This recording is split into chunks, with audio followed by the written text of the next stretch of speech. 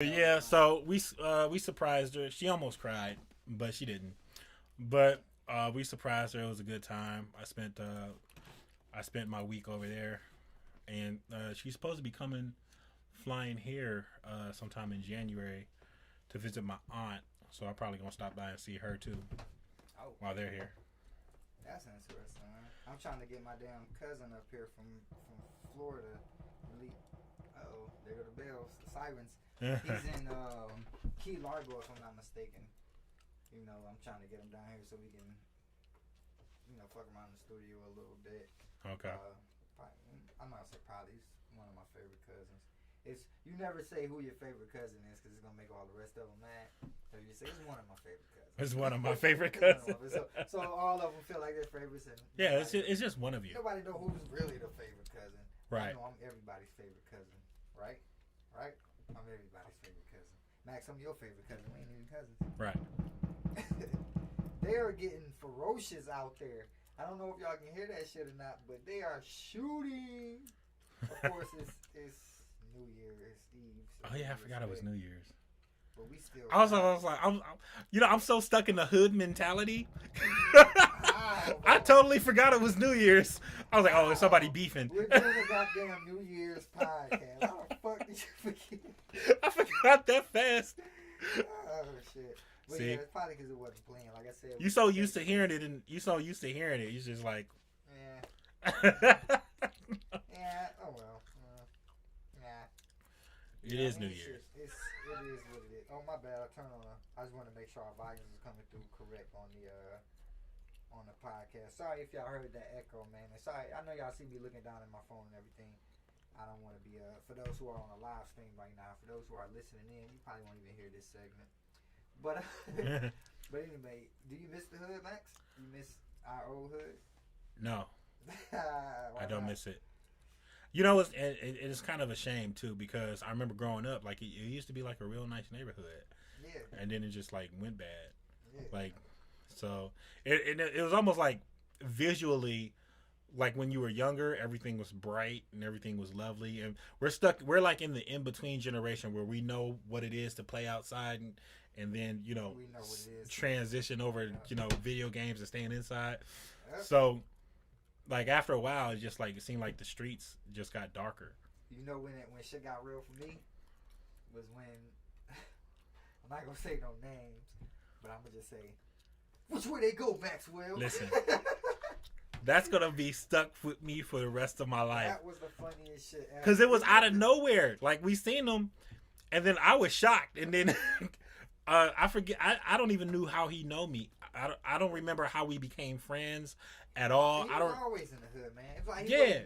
he wasn't a friend, but he was like the little big homie because he wasn't much older than us. Yeah. He was older and he was into different shit, obviously. Oh, okay. But I had no idea. I don't even know how he knew my name, but that thing happened. Obviously he didn't, Maxwell. Yeah.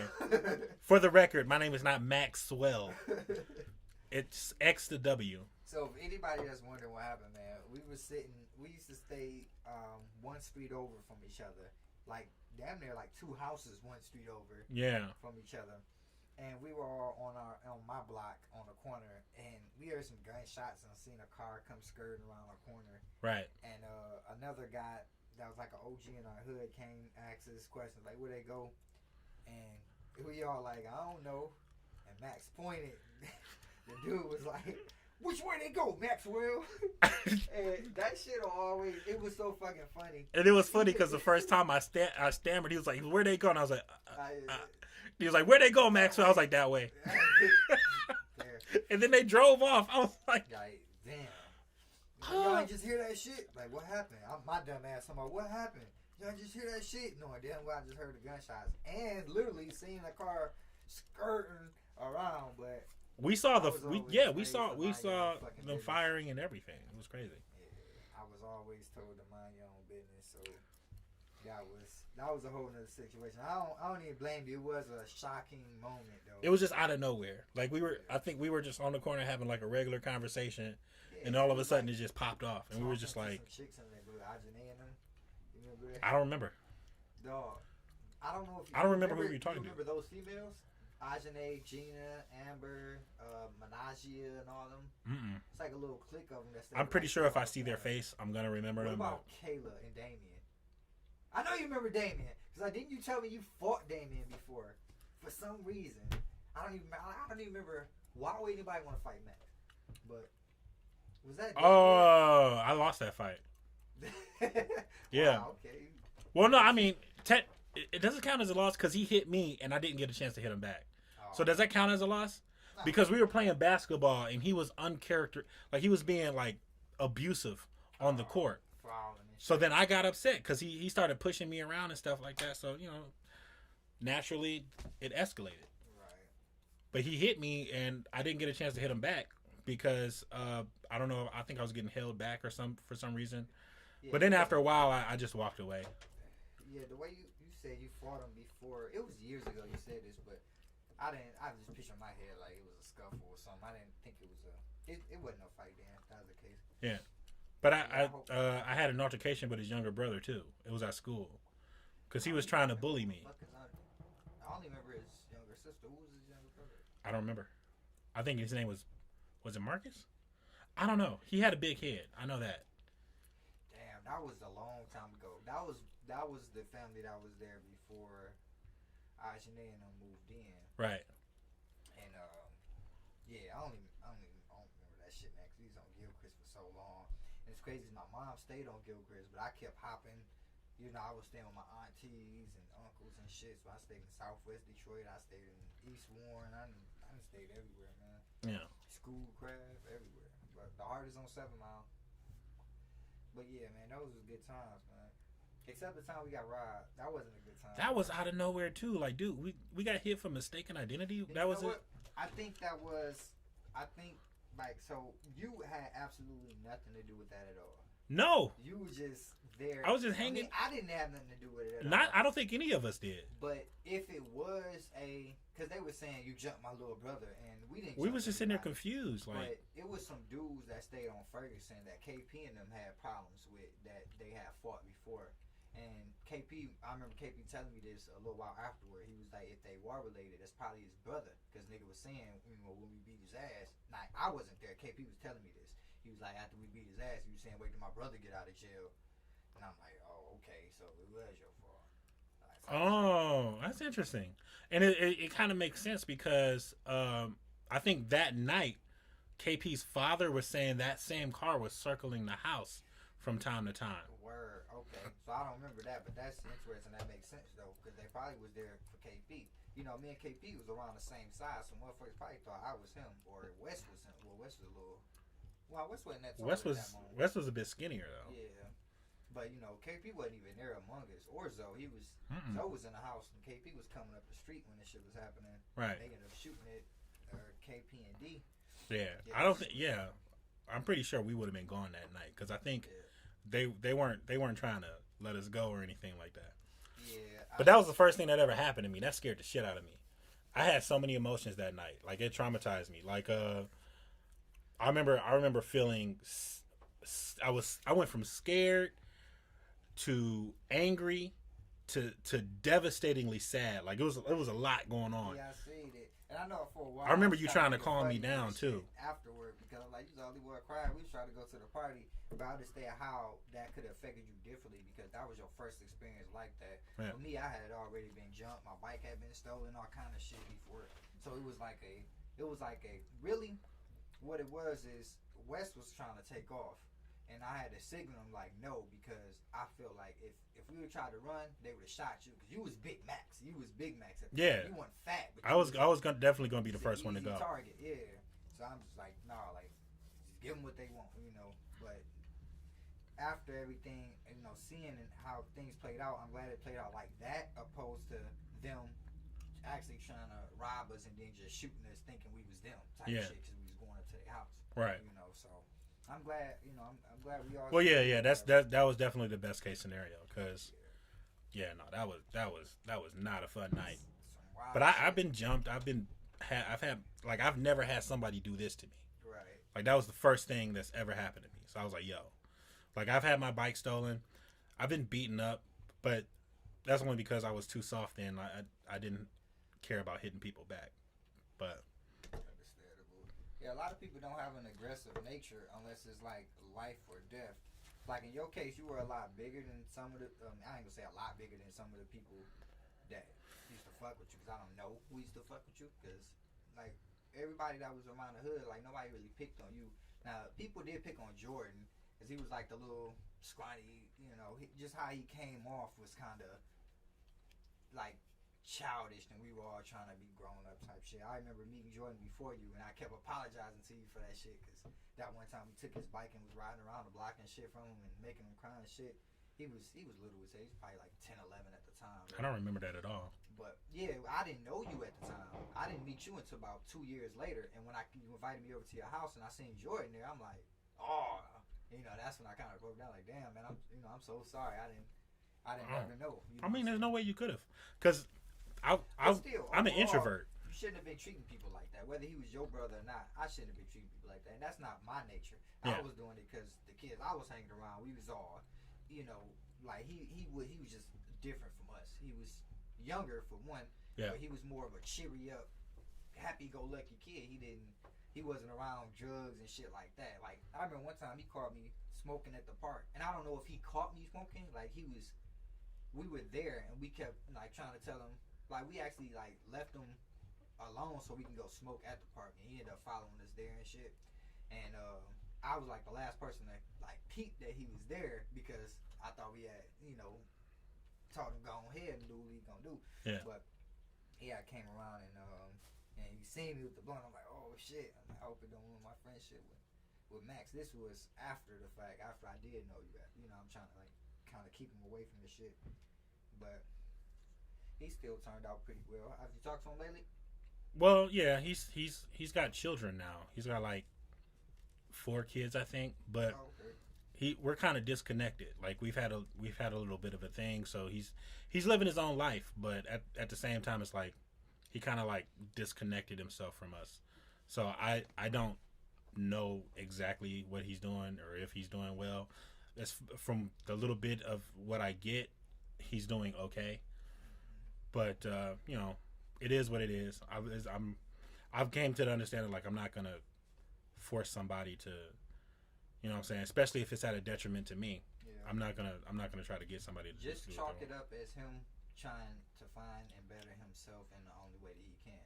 Yeah, that's what I had to. By him being like, cause me, you know, I've been bounced around from family member to family member, and I've have different connections with them in different ways to the point where I had to disconnect myself to kind of get my, you know, something established, cause I don't have nothing and I'm always up under, you know, another family member up until damn near 25. You know what I'm saying? Just being bounced around and always living with somebody and shit like that. So it really took some time for me to say, okay, I'm not going over there, because I know if I go over there, I'm being that bitch getting drunk and getting blowed and not getting shit done. Right. Like now, you know, I've been able to build stuff, so whether I'm drinking or smoking, I can still get shit done. Or, you know, I can just do shit and worry about drinking and smoking later. You know what I'm saying? Now Right. I'm not stuck in like just the, damn man, where am I going to find, what if they kick me out today type shit. You know what I'm saying? Right. I don't have to worry about that type of thing now. But it was, I don't think it was ever that deep with family as far as worrying about them kicking me out. It was more so I didn't want to be around what I was always around.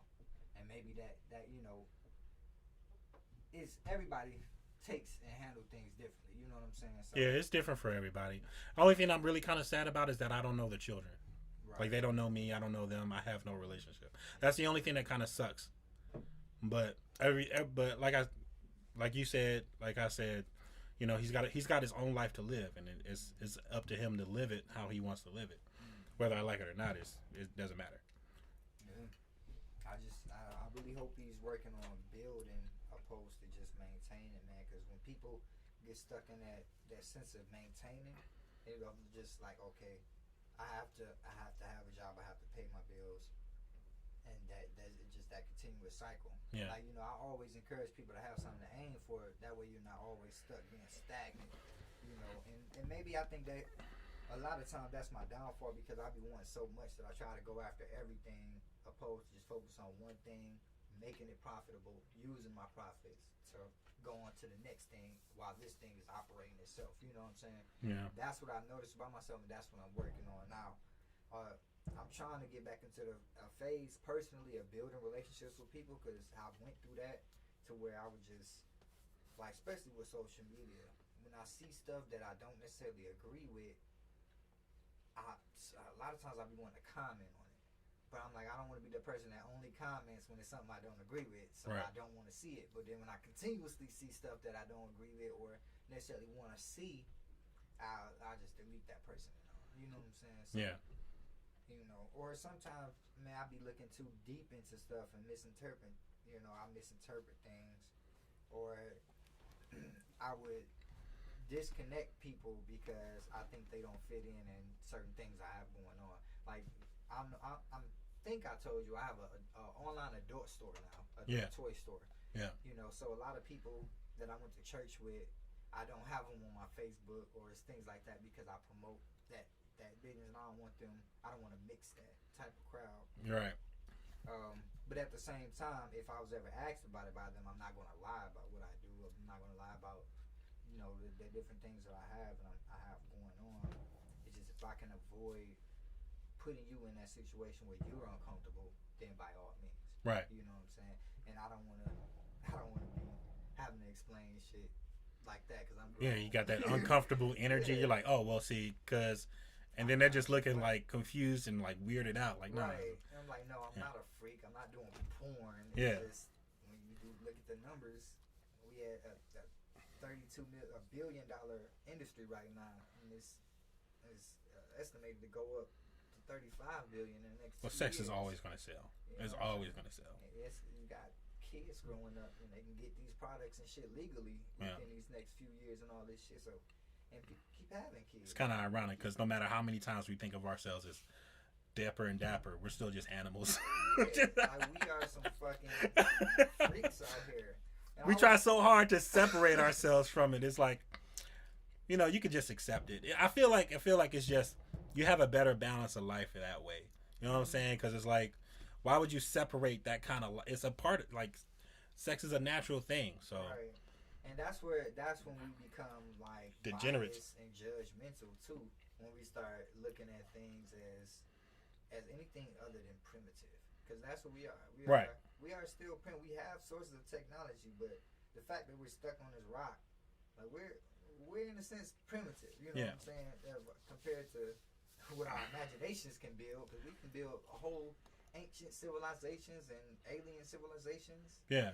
In our imagination. I mean, but no matter what, I feel like we've tried so hard to separate ourselves from nature. Yeah. But it's like, you can't. Like, you're still going to be a part of nature. But that's because we define intelligent life off of our consciousness, and that's like how we can communicate with each other and perceive things. Yeah. But like, that's how we do it. Like, because like, what if every animal in the animal kingdom could literally understand and speak to each other, and we just think like they just some old crazy shit, and they know they got their own language. You know what I'm saying? Like, their whole thing is survival, and ours is too, but it's more with us, with humans. We gotta entertain, we gotta fulfill our desires. We can't just live. But I mean, I'm one of the people that encourage just not maintaining. Like I just said earlier, like, have something to reach for, have something to look forward to. Well, yeah, you should always have something to reach for, but that's also like a kind of risky kind of balance thing too. Because if you're always going to reach for something, then you're never satisfied with the things that you have. Right. So then you're always stuck. Okay, I got this thing now to go. So you can't let yourself be content and just enjoy the stuff that you've gotten so far, because you're already looking towards the next one. So that's also a little balancing act that you got to do. Yeah, it's like the age-old comic strip when you got, you know, the paraplegic that's jealous of the man who can walk. I love that one. The Yeah. man that can walk is jealous of the man with the bike. And right. The bike is jealous with the man with the car, and the man with the car is jealous of the man with the helicopter. Yeah. And the helicopter is jealous of the man that is a paraplegic because he don't have all these responsibilities. Right. The circle of life is crazy. Or however, you know. Be happy with what you got. I mean, but you should always achieve for more. But be happy with what you got. Growth is a part of change, but also be happy with where you at. Yeah, sometimes it's different strokes for different folks. There's levels to it at the same time, man. Because everybody can't be the boss. Everybody is not meant to be the worker. You know, No. so you got some people that have good ideas, and you got some people that can execute good ideas. Some people that can do both.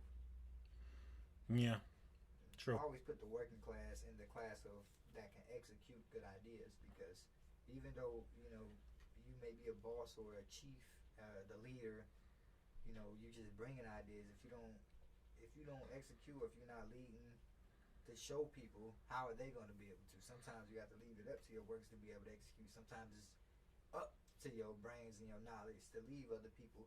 That's how especially like in hip hop.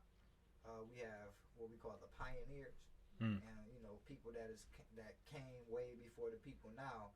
But that's like the big thing when they try to put like people up against Jay-Z in the verses, and they don't understand. Like you got people like DJ Academics saying the difference in the generation and what different artists mean, to.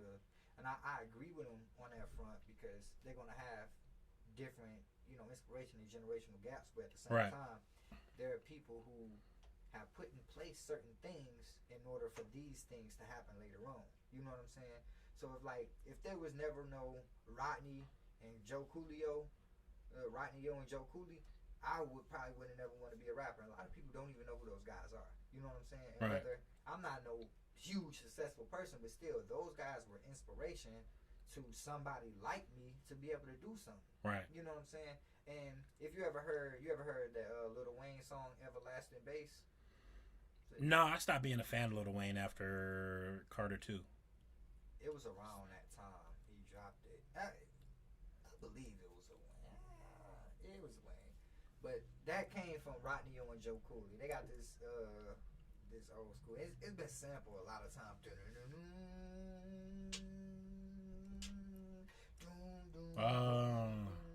Okay. Bass.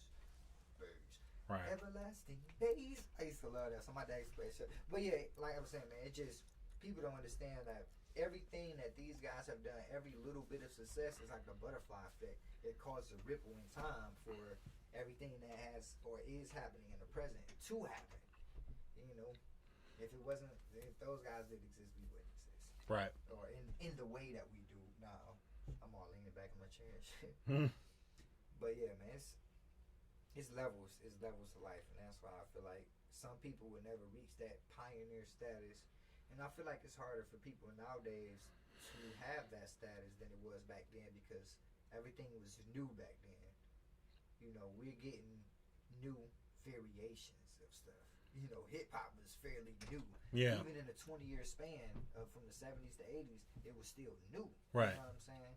So, and it's only been about 40 years, 40, 50 years of hip hop. Yeah, so it's like hip hop in the grand scheme of things is still relatively new. You know what I'm saying? But so the base of things have just gotten repetitive. Yeah. But I think people should pay more homage, and how they pay homage should be correct. Like I've seen it was a clip of Tory Lanez spitting some shit that Cassidy wrote. Like Cassidy spit before. And it'd be different like if you saying, hey, that this is respect to Cass. I dropped a bar and then I would respect the Cass. Mm-hmm. And rephrase the bar or something. But when you spit in the bar that somebody else done said kind of line for line, that's biting. And then you don't say nothing about showing respect until somebody call you out on it. That's biting. Right. You know what I'm saying? So, like I said, when it comes to stuff like that, people should be humble and find the correct way to show. Which ways to pay tribute to people. Like sometimes when I share other people's TikTok videos, like when I see a beautiful woman shaking her ass or something, I might, if I can save the video from TikTok, I save it and I upload it to my Instagram because people like seeing ass shaking on Instagram. But I never do anything to like cover up who that person is or try to act like it's my video. You know what I'm saying? I always post something like, what would you do with this? Or can you shake faster than this? Some shit like that, just something to kind of draw attention opposed to just saying this is my content. You know, so Right. it's different ways you can show tribute. And my way to show tribute is just leaving a tag in. So if people want to know who this person is, their name is right there. Yeah, they So can look from for the it. beginning to the end. And a lot of times too, I give a shout out. I know I had to go back in my YouTube videos because my animator Micah Buzan, he's an animator. He's done a lot of projects in the mainstream and solo. But I get a lot of my animation from him that I post my beats on for YouTube. And before I didn't have his name on there or anything connected to him. So what I did is just I go in, animations by Michael Buzan and hashtag this, thing so Okay. people can link. And that's one thing too. People don't know how to use them hashtags, man, when it comes to content creating and shit. Yeah, I definitely don't. I'm still trying to figure that out. Yeah, I'm definitely don't. It'd be different on different platforms. So where like TikTok, you may get hashtag that's in the billions and it may be saturated as fuck. But on Instagram, you may get one that's in the millions or billions that's relatively popping because nobody don't use it frequently. You know what I'm saying? It's just something that's popular and been around for a long time. But what I had started doing is a few years ago actually I started making hashtag TTod313 to make a link back to my content. So a lot of content I make hashtag TTod313.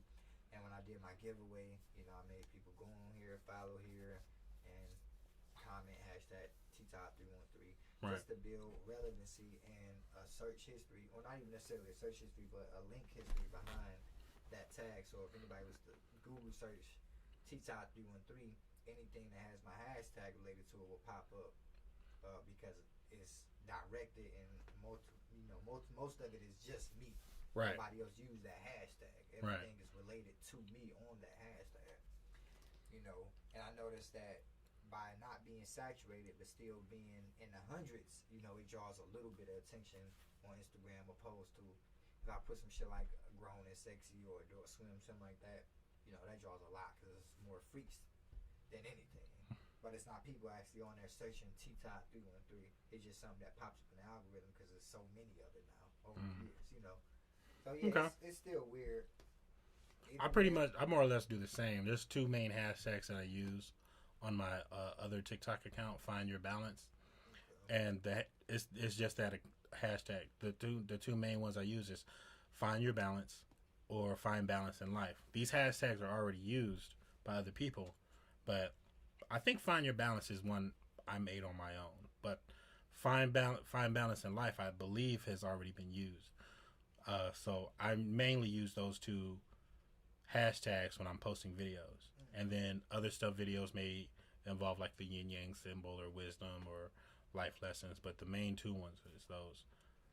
Or a lot of people with that too, man.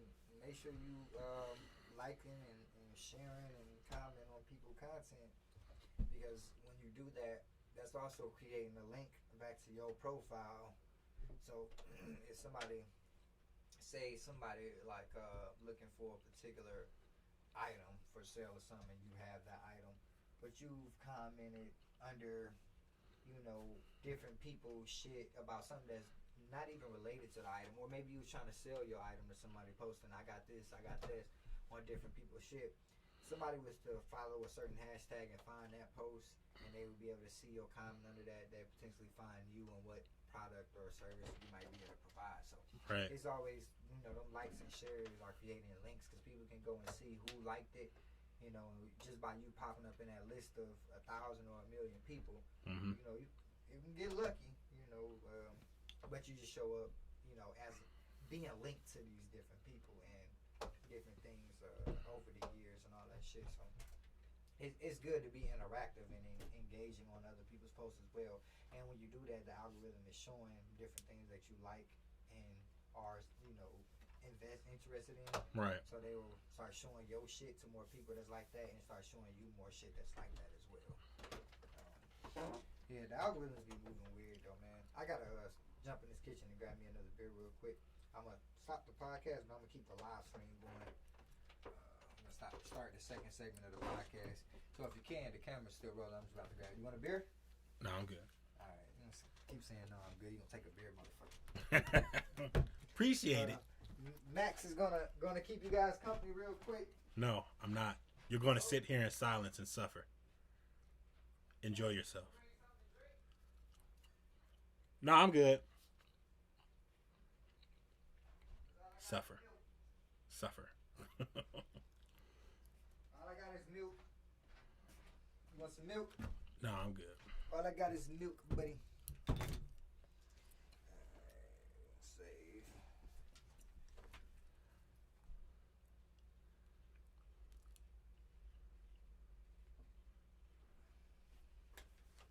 This is what happens when you get detention. This is what happened when you what? When you get detention. Just sit in silence You on for 20 minutes. You on punishment? Once again, Happy New Year's, y'all. It is 9:20. Countdowns began. Still on the starter kit. I got a little bit of rum. I like Bacardi Limon. Do you drink at all? Mm-mm. Have you ever drunk? I have. You have. I thought you was about to lie.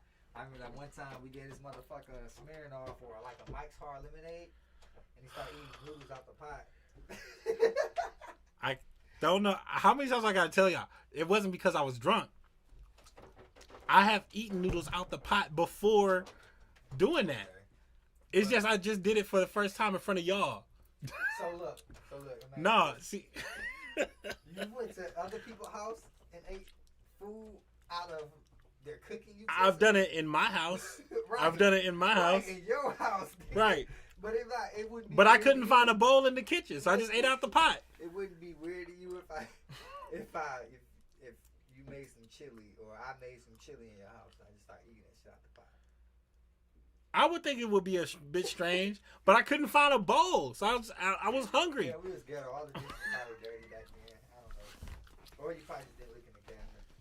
I don't know. Eating out of pots are more convenient because the handle is right there. Yeah, it's just right, and plus it's less dishes. So I was actually, in the grand scheme of things, I was thinking about you. He wasn't. He was like, fuck this. I didn't want you to have more dishes to wash. I don't even remember what was going on at that one time. I think that was when fucking CJ and Jay Swan was over there. That when he was lifting weights and shit, the weight bench in the kitchen. Is that then? No, I think we were in the middle of writing music, and we took a break. Oh, who else was there? It wasn't just us though. No, it was I don't know. I remember it being very bright that day. Maybe Wes was there. I don't know. I don't know. I remember one time. It was only literally one time. I had you, CJ Junior, and Jay Swan over, and we was all like battle rapping and shit in the kitchen or something. And this nigga, I'm never gonna let you. He was like, it looked like you got fucked by a big ass pickle. It looked like somebody lined you up with a hot ass nickel. He was just saying a bunch of dumb shit. Do you remember that shit? I don't remember none of that. Oh, I don't remember it none of was that. some dumb shit. And they wasn't used to, cause they was on some. He used to rap about some hood shit. Like he wasn't cussing or nothing back then. We used to rap about hood shit. So when you did some verse when you was like Mario Luigi, and it just threw us off guard, and we started bust out laughing. Cause you put so much. It was funny as hell. Cause you was just rapping. You was like, I forget the fucking verse. Like something like Mario Luigi or something like that, bro. I don't remember. I'm pretty sure I had a Mario or Luigi bar in there somewhere. But it was so fucking funny. We just bust out laughing. Oh, I listened to my old songs and because I remember writing it. And I'm thinking like, yo, this shit is dope. Man. I'm listening to it now. I'm like, oh my all god. That old shit we used to have is just like, what the fuck? I was like, yo, this metaphor is hot. I guess my material now. I be thinking like, damn, am I really good or just people don't want to tell me I'm bad? Dude, I still do that. I still write, and then like I think it's dope on the spot, but then it's like after like a few days, I look at it again and I'm like, oh, that's when I start changing shit. Yeah, I was like, man, I be writing some dope shit sometimes. I write some shit that I like so much, I'm like, I gotta dumb this down because nobody's gonna get it. Like nobody's gonna listen to this shit because it's like it's just not sweet. Yeah. But sometimes it'd be like, man, I'm just gonna make this verse simple as fuck. You know what I'm something simple. Like that, like literally the song I was playing for you earlier, that Limitless. I started my verse with out of sight, out of mind, never out of dimes, some shit like that. Yeah. It was some simple shit. I do pick up the pace a little bit in the verse, but sometimes you gotta swag it out like that. I remember I used to just try to rap over everything, like just being that bitch. Yeah. Sometimes the flow with the roll with the go with the go with the flow with the roll with the rap. Me too. All right, man. A bunch of internal rhyming and compound just Combustible. doing my same. Lunchable cracker. Yeah. Cheese spread it, knee whacker. Just trying to be the most lyrical person ever, and then I was like, I mean, lyrics is cool, but it's like it's not. You too much lyrics is gonna kill anything. Yeah. And once you learn about the business and what draws people attention, it's pretty much all about repetition nowadays. Now, if you can say some sweet shit in different ways, or some relatable shit in different ways, and a lot of people just like talking about getting money. I get money, bitch. I get money, bitch. I get money. Like that'd be a hit right there. Just saying bitch different ways. Like clown ass motherfucker. I'm getting money, bitch. You look at somebody else. I'm getting money, bitch. I can see that shit right now. That's the video right there. Somebody write that down for me. Getting money, bitch, in lowercase, right, and then getting money, bitch, in capital, capital letters. And I be thinking like I remember when we used to write hooks too. Like we have like a whole 8 or 16 bar or like 16 bar hook, but 12 bar. Well, we do got one 16 bar hook. The Mind, Body, and Soul. Oh fuck! I don't remember that song. I remember the melody. Idealistic, body in my. I'm wondering, should I risk it? My mind is tormented and feeling like good. I forgot that. I don't remember the verse. I just remember the first part. My soul feels my body, which is transferred to my mind. My energy is confused when the stars are intertwined. What was it? My heart beats to the beat of the beat that makes it sweet. That's all I got. But I did reuse that verse on another song. Word. Okay, have I heard it? Yeah, I just changed the letters. What was it? My soul fills my body, which is transferred to my mind. My energy is confusing when the stars are intertwined. I beam through the sky, looking through my minds. I can see you when I fly. I'm above the sky. I feel like anything is possible. I'm unstoppable, turning the impossible to the improbable. I become so durable, almost immovable against all the haters that want to try to break me. But I'm on like the top of a mountain. Like when you bite into a York and feel so cold, son. I stay humble. I'm like a spoiled son freezer. I'm cooler than the metal that's on metal cooler. I'm on because my soul is on God. My heart inside my body is beating like bomb.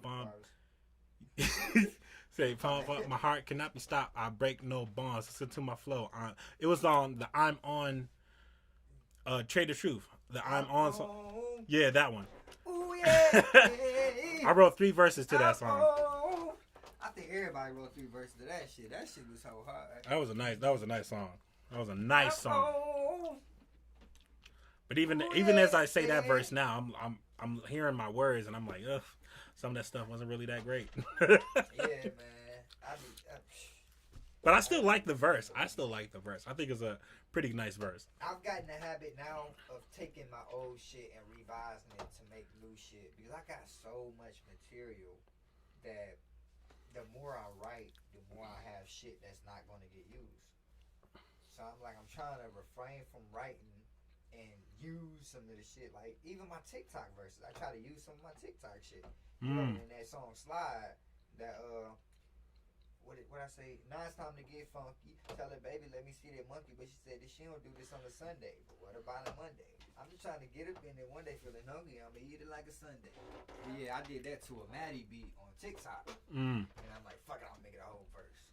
I actually took like 4 bars from a different TikTok I did and made it a whole verse with another 4 bars. But it came out dope. It came out real dope. I was using a lot of old verses for TikTok songs.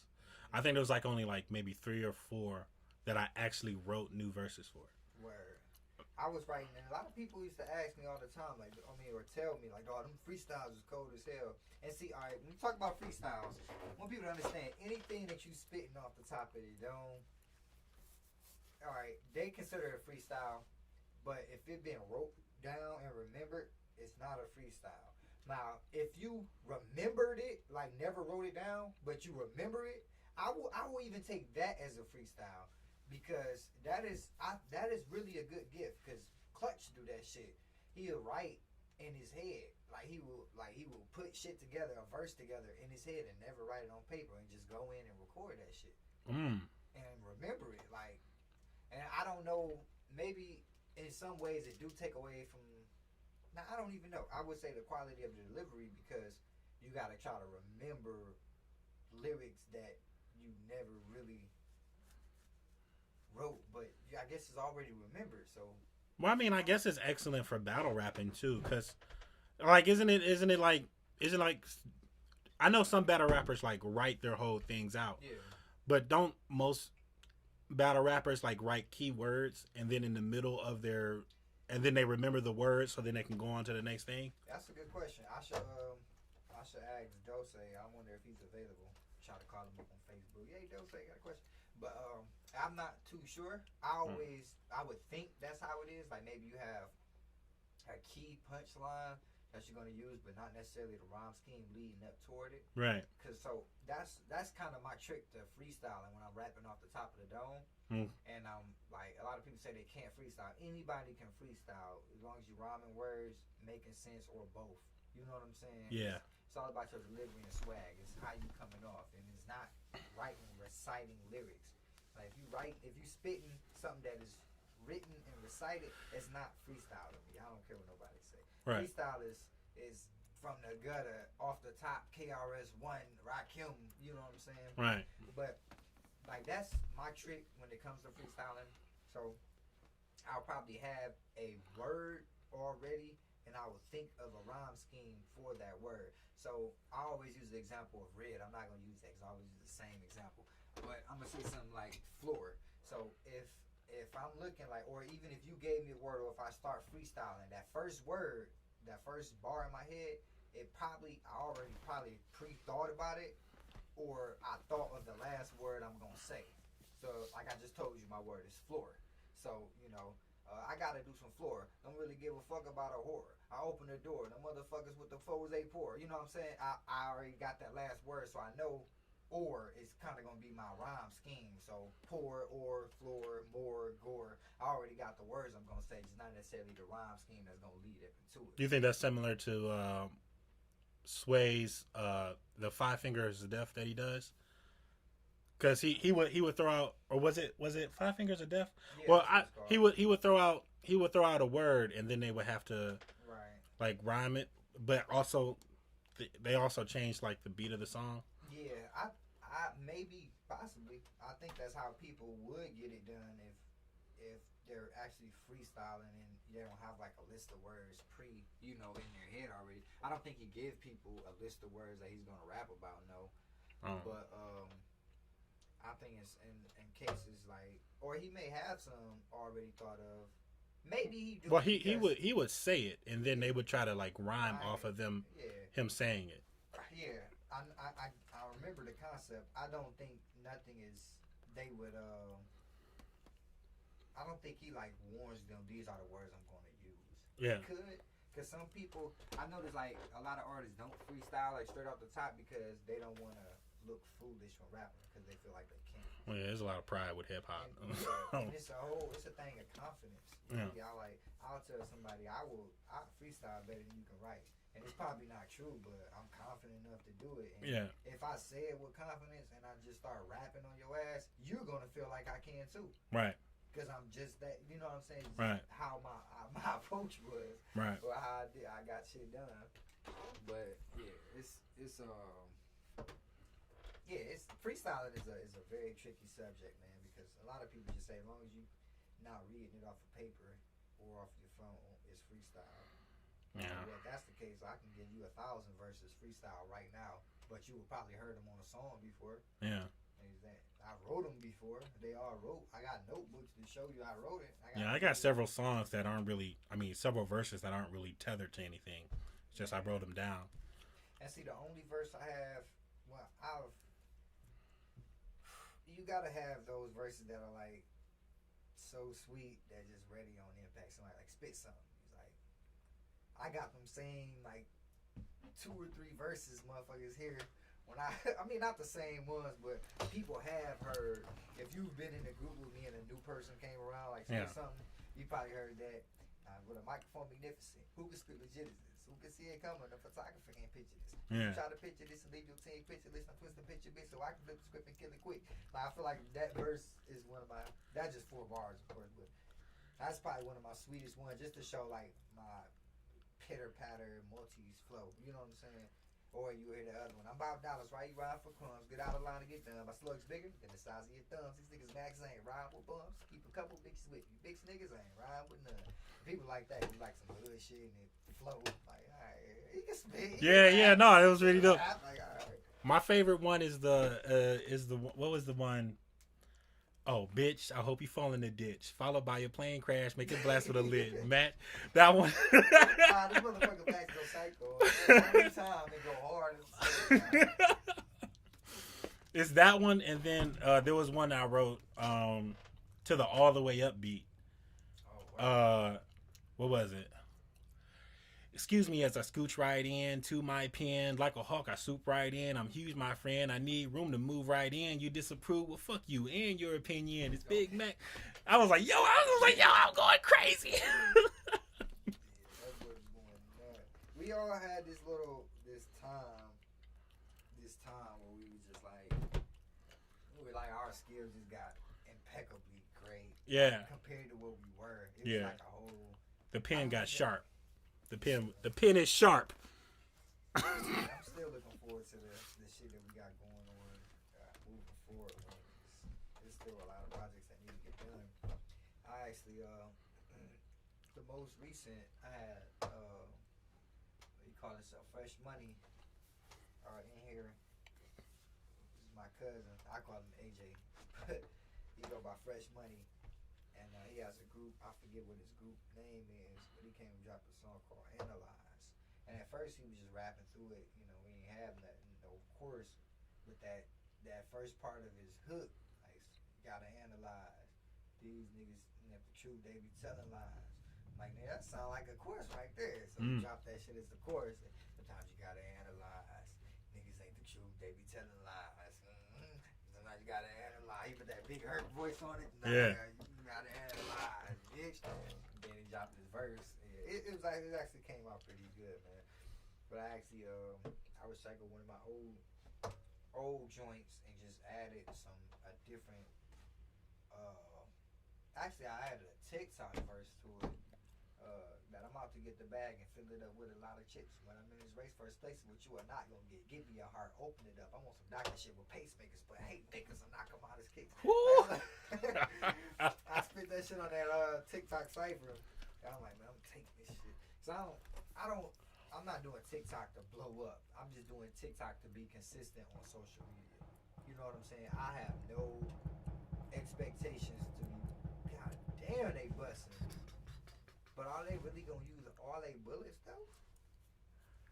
Sometimes. Like, look at that little ass kid. It reminded me of what's that movie? Harlem. If y'all not shoot that little ass gun, get the fuck out of here. Kill Tommy. That shit funny. Get that out of here. Get that out of here. Oh my god. Did y'all hear that? Did y'all hear that scream? You hear do do do do do pew pew pew pew. That's a 2-2. Pop. Right. What the fuck was that about, buddy? I would do that just for the joke. I would totally do that just for the joke. Everybody else going off. Hey, you know, we writing the script for the pilot, man. I'm gonna actually write that down as one of the scenes. We're gonna use that. We're gonna we need to get some guns for the video. So everybody gonna bring choppers and shit. Yeah. We're gonna have one person bring a little handgun. Pay a little homage to Harlem Night. Yeah. Bring a little handgun. Yeah. What the fuck you bring that for? It's for the video. Bring a chopper. I said bring a chopper. All right, man. It chops. So while we shooting the video, everybody out there acting like they shooting. Every so often you see them hold it up. Just look over at them like, what the fuck is you doing, bro? No, I gotta finish the script, man. I gotta finish at least the script for the pilot. At least the script for the pilot, man, because I want it to be good. good. I'm actually sending it off to some good editors, man. To actually, because I got some help with actually paying for it and getting it shot. So it's I think it's gonna be dope, man. I hope you can come through and do some acting for me. I hope I can act. I did a couple of acting stuff on TikTok, but it's just small stuff. You got it, though. You got it. Uh, I think we all practice a little bit. We can be great actors at some point. Yeah, I mean, I figure the more you do, the better you get. Or just be considered an actor at some point. I'm saying great actors, like we're already actors pursuing an acting career. Like, we've not acted in anything besides music videos. And have you done any plays or anything like that? Yes. That was like a long time ago. Let me guess. You were Aladdin. No. You were singing a whole new world. No, it's not a duet. Do you remember what plays you done? I feel like I've done a play too, but I don't remember, so I just gonna say no.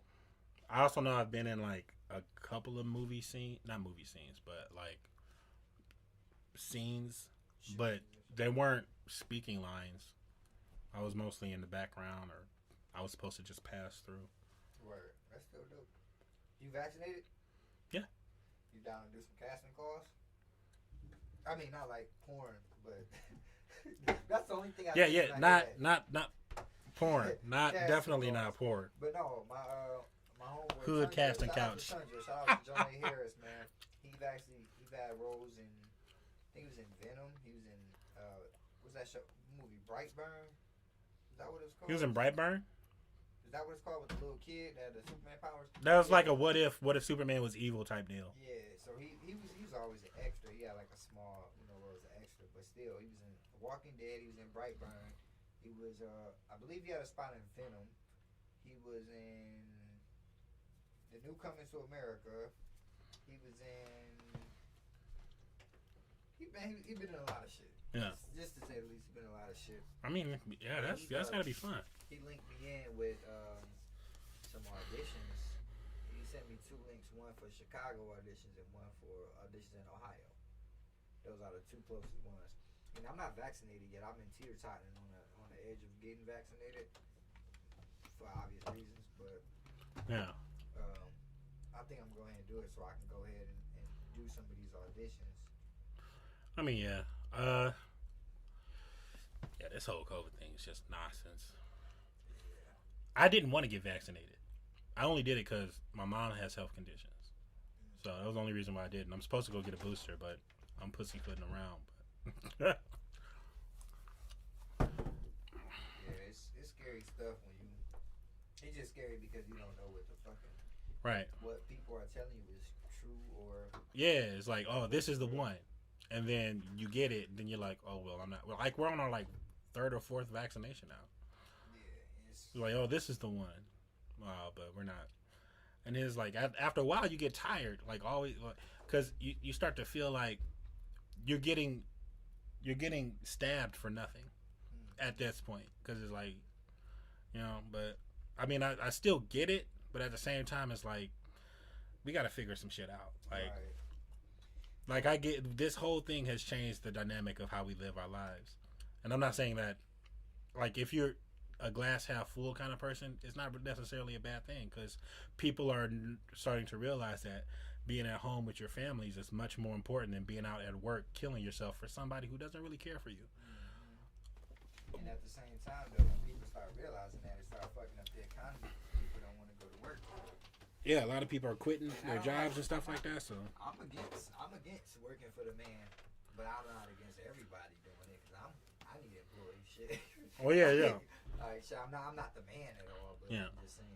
You're always gonna have a need for someone to do something. Yeah. I think at some point it just goes round though. Like, the job should be for the younger people, and the older people should be, have shit in place to be able to employ the younger people so they can learn. It should be that rotation. You know what I'm saying? Mm-hmm. Like, it shouldn't be too many.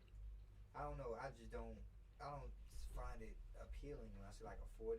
Anybody that's old inside like a fast food joint, I'll be like, damn, like where'd you go wrong? And I know it's bad to assume something went wrong, but what else can I say? You know, who wants to be that at 50 years old flipping burgers? That's not my reality. Yeah. But I mean, I'd be damned if it becomes my reality. But I might not to knock nobody that's out there doing that. It's just me personally. I know I want more, and I want more for other people as well. Anybody that want more for themselves, I want more for you. We've been talking in these damn mics, and they ain't even plugged up. Damn, that's fucked up. You think that heard everything? Yeah, I seen the waves moving, so it definitely picked up our sound. It was just picking up a different mic, or just the actual. It was picking it up right because the speaker is right here. Actually, speaker on my end, so it probably didn't hear much of what you said, but but it's on a live stream though, so I can take the audio from the live stream and still edit it down. Okay. It's no biggie. Man, see, and this is why I need a team to run this shit because just I got having to set all this shit up, and then I know it don't seem like much, but it is. You know what I'm saying? It is just having to do it, and I need like an intern or something, somebody that want to learn music production, like learn how to make beats or learn how to record people, and I can just help around the studio type shit. I would love to learn that. I don't got the patience or the time. I tried. Like I remember I had made like one beat, but it was like super simple. Why don't you have the patience or the time? Well, I work a lot, but also it's a lot. I think it doesn't activate my brain mentally because a lot of the stuff I look at, like it looks fun to do, but then after a while I feel like it's one of two things. I'm overwhelmed or I'm probably bored. One of the two of those things. So and if I'm overwhelmed, it's probably because there's like a lot of choices to make, and I don't know enough about sounds to confidently pick one and then just go. So that's a me thing, being indecisive and stuff like that. So that's most likely my issue. Or if I'm bored, after looking at it for a while, I'm probably going to just lose interest. But at the same time, it's like it is also interesting to me. Like I do find it interesting. It's just there's a disconnect. I don't know what it is. Do you feel like your job is what you're supposed to do? What do you mean? Like, you say you don't have time, but you have as much time as you allow yourself to have. You know what I'm saying? Like I always tell people, if something that you want to do, you're gonna do it. But I know you're saying like the interest side of it as well. It's you get bored over something. Do you find interest in like figuring things out? If it's interesting to me, like if it's like with the Rubik's Cube, so let me retract that. I do have time. It's just that I would choose not to make time for something like that because I don't deem it interesting in my own brain. But if it's something that I do deem interesting to me, I will take the time out to figure it out. So what is it that you think you would have to do? Because it seems like you would be uncommitted to anything that's just not interesting, which would be almost everything, because at some point everything gets uninteresting. You know what I'm saying? Even like video games, you get uninterested with that, but they're always around for you to get interested in again, you know, type thing. But speaking like on a moving forward in life, you're gonna be stuck working if you don't like get a hold of something. And I'm not saying there's nothing wrong with working, but working for somebody else, you know, what is it? Is there anything? No, that's not the discussion. What I'm asking is, how can I put this, y'all? I don't even know.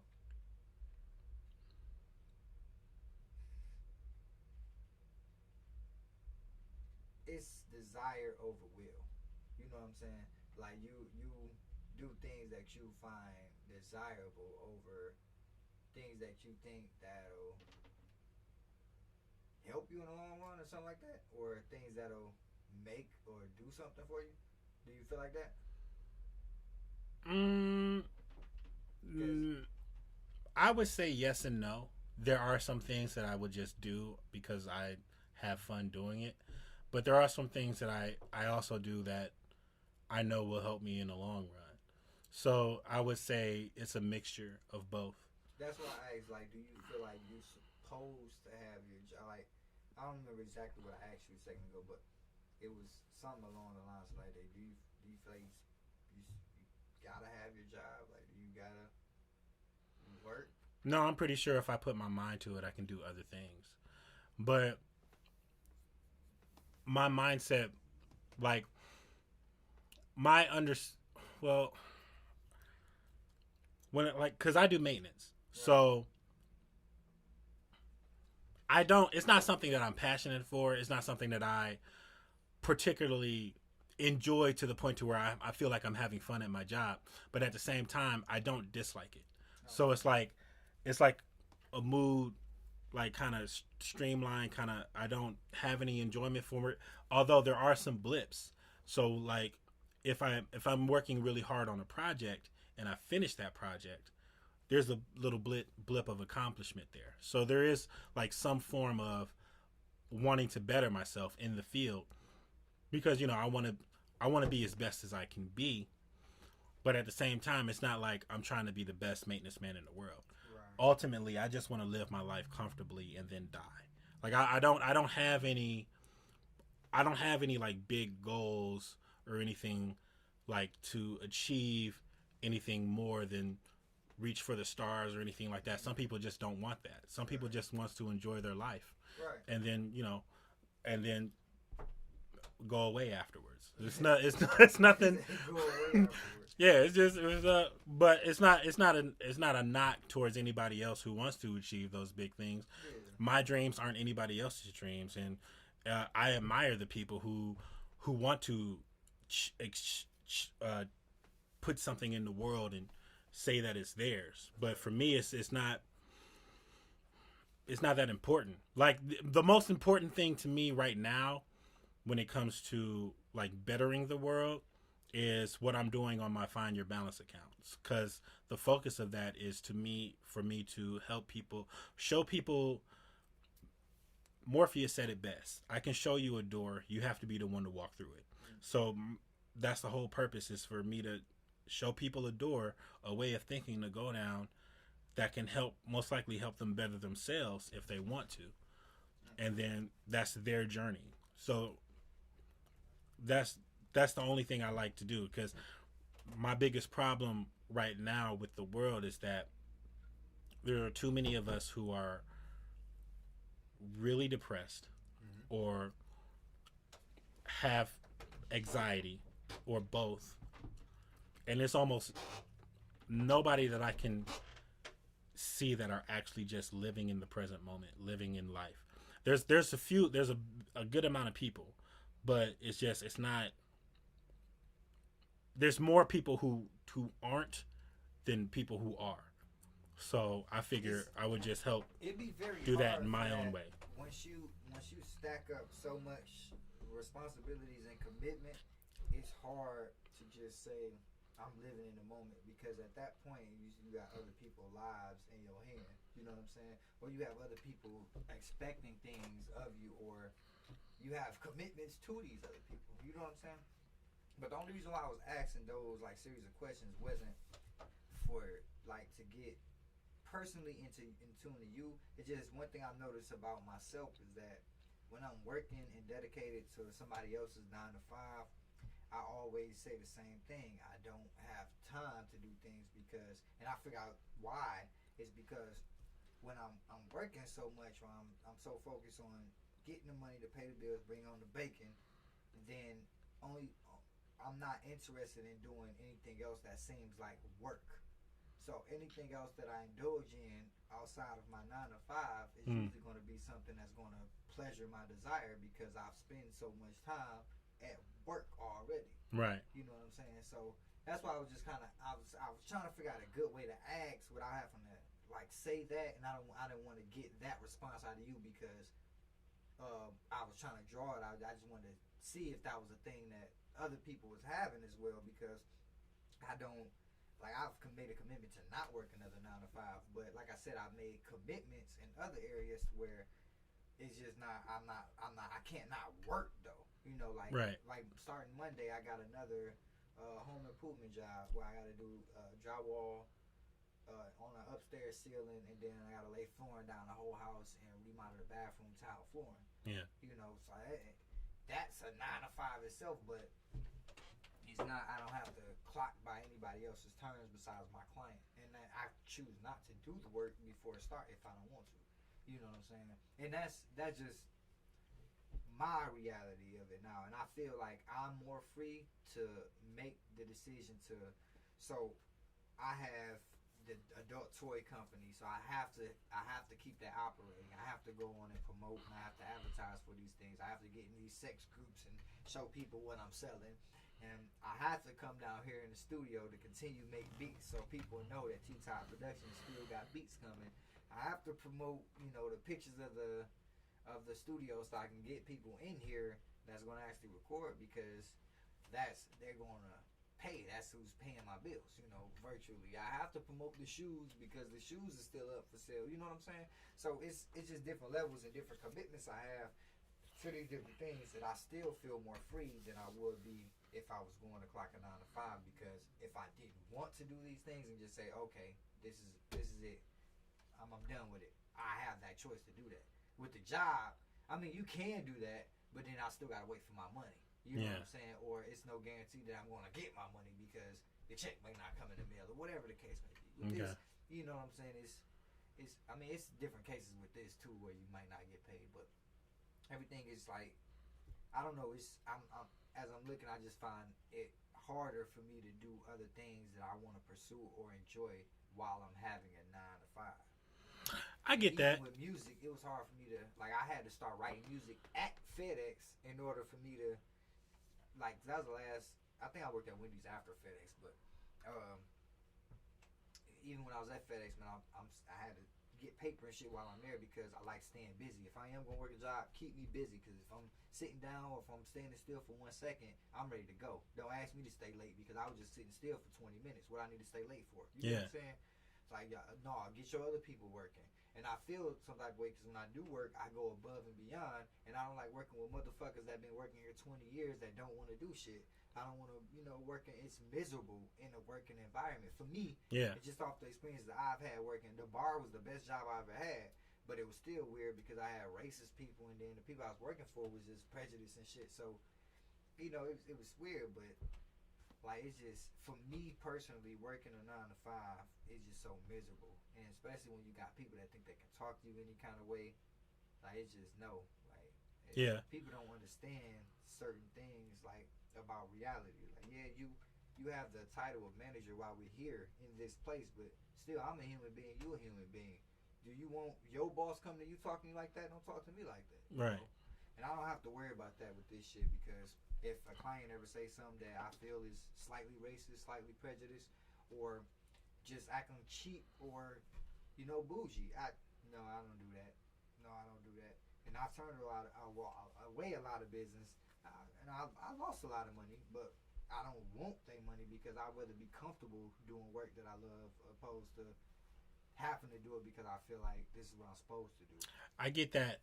I understand that wholly, and I do understand the thing of, because it's not as free, because it's a 9 to 5. You have a schedule to keep. You have a routine to follow, and I get that. But still, even with running business, it's the same way, because you actually work more when you're not on a paid schedule like that. Yeah. I'm not disciplined to get up between 8 and 1 to come down here and make beats, and then from 2 to 3 to do this and that. And I'm not disciplined like that, so I don't have that schedule. So now I'm working 24 hours essentially, even when I'm on social media posting shit. That's my job, because every time somebody send me a badge, I get that 2 cents for that badge. You know what I'm saying? That's my income. People don't realize that shit. But I'm sorry. Yeah, no, that sounds that sounds grueling. But I think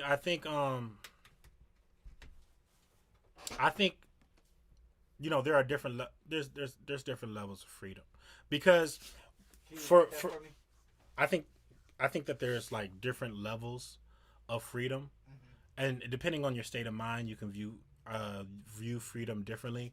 Because for me, even though I do work a 9 to 5 job, I don't consider myself tethered to the job. Like I feel like at any point I can just go, because at we're at was it what's At will. at will. So Every they feel like person at any is working. time they can let me go. I feel the same way actually, that I can just go. Yeah. So it's not That's how it should I don't be, though. feel restricted to the job. And like at my last job before the one I worked, that job was more of a corporate job and it had more money involved. But I was so miserable at that place. Like I was stressed out all the time because I always felt like somebody was looking over my shoulder. And on top of that, my mom was working there at the same time, so I had that in my brain because I don't want to make her look bad because we have a connection. And then like there was all this like bullshit high school gossip, and it was just like it made zero sense to me on why people would say it was weird. So I ended up getting fired, but at the time I thought that was the worst experience that could ever happen to me, because I thought me being fired, in my mind, I thought I made my mom look bad. I made the people who put me on look bad, and all this other stuff, all because I made it, and it was my fault because I made a stupid decision. But We all do. this stupid decision was the reason I got fired. Regardless of that, I thought that was the worst thing I could have done, because I made the people who pushed for me look bad. But then after a while, and then after getting this job, I started to realize like that was the worst job I've ever had. I was miserable. Like I was always stressed out. Like I said, people looking over my shoulder, always people communicating things, whisper things in my mom's ear. So then she comes and talks to me about it. So then I'm like, yo. So now I'm at this job. This job is a little bit more lax. They let me be me while I'm doing my job, which is perfect for me. Let me do my thing, and you trust me to go do it, and I'm doing it. I'm good. So then I'm cool. So at the job I'm at now, I'm chilling. Even though it's a 9 to 5 and I have a schedule to keep there, I'm cool. And yes, there's some bullshit that happens at work. I mean, at any job, there's no such thing as a perfect job. So yeah, there's some things that will feel like work or will feel like it's nonsense. But at the same time, it's like I don't feel like how I felt at the corporate job I was at. Even being at this job is less money, I can still work up to getting that kind of money anyway. And on top of that, I don't have to like worry about other people trying to impress, because I don't give a shit about anybody else but at the job but myself. Like I'm trying to better me. I don't care about trying to impress people or do anything like that. That's not what I'm there for. If they get impressed, they're impressed. Right. That's totally their reality. I just want to do my own thing. So like I still feel freedom even though it's a 9 to 5. Like I still feel like I can be who I am. Like that's my ultimate, and that's the realization that I came to recently. So long as I'm able to just be me regardless of what environment I am, Yeah. then I'm free. Okay. Well, that's good. Shit. I mean, I guess that's what it overall leads to. Like you said, it is levels. I don't even think the live stream was picking up my vocals this whole time, but long as you are happy and that's really what matters the most, because it's nobody else's life but yours. And like I said, it's times where I'm not gonna act like you just can't do things or you're not supposed to do things that you aren't comfortable with, because you have to. There's a lot of things you're gonna do that you are uncomfortable with. You might be even embarrassed by. And sometimes you got to do things that you don't want to do. Yeah. So it is. But if you have the choice, I would advise everybody to make the most of what they want. And like you said, everybody don't want to be, a star, or everybody don't have like a grand scheme or a plan of goals to achieve. So, Yeah. I respect that. Me personally, I want it all. Brand new socks and drawers, shit.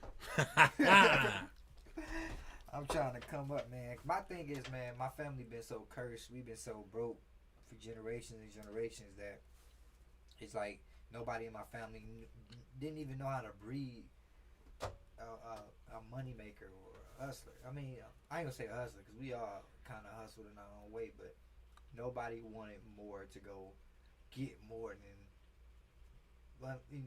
what we have. Yeah. And I say that more than just a house and a car, and like that's pretty much where a lot of shit ended with my family. We own houses and cars, and that's it. And that's a lot for some people. Some families or some people don't even have that much, but my thing is I want to break this generational curse.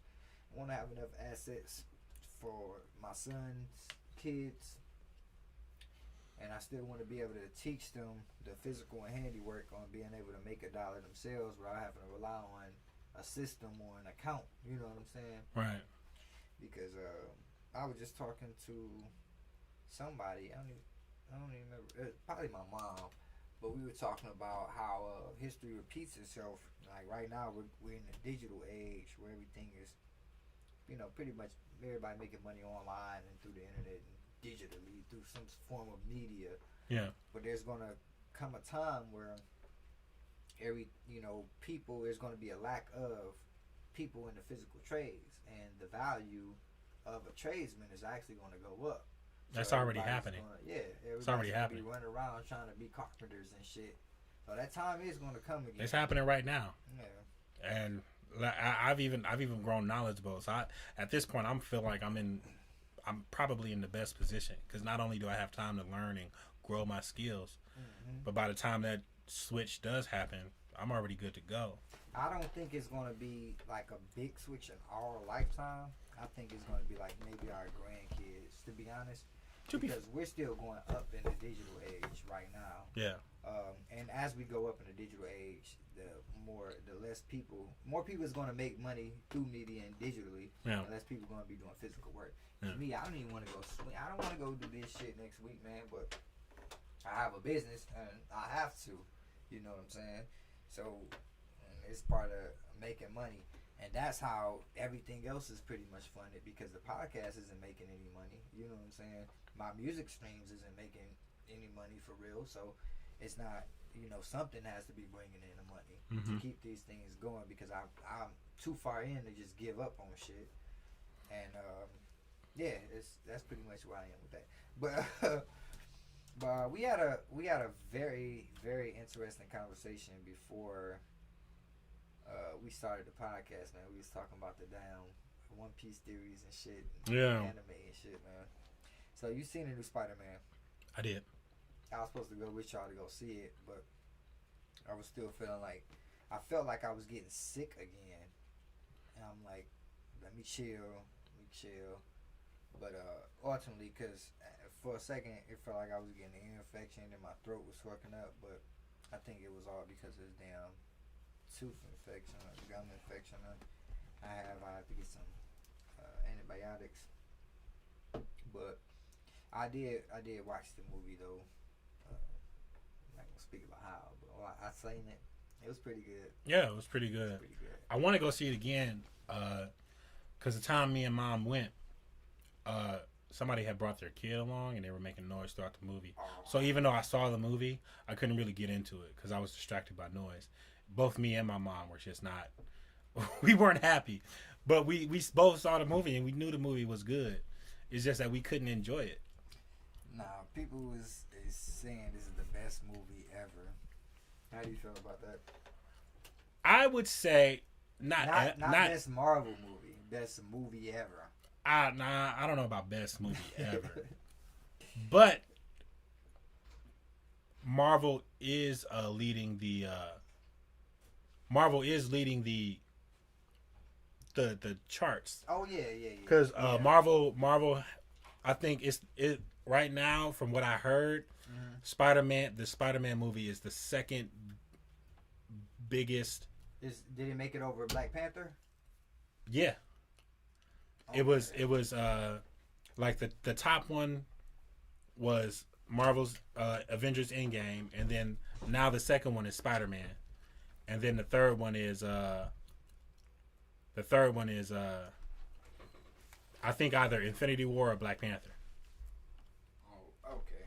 I was just trying to make sure that was him coming in. But So, yeah, when Black Panther come out, it's the best movie ever. yeah. And I'm like, oh, I've heard this shit before. When I seen Spider-Man, I'm like, I've heard this shit before. No, it was great. It was a great movie. But I say it's the best movie ever? Probably not. But it was definitely a damn good movie. I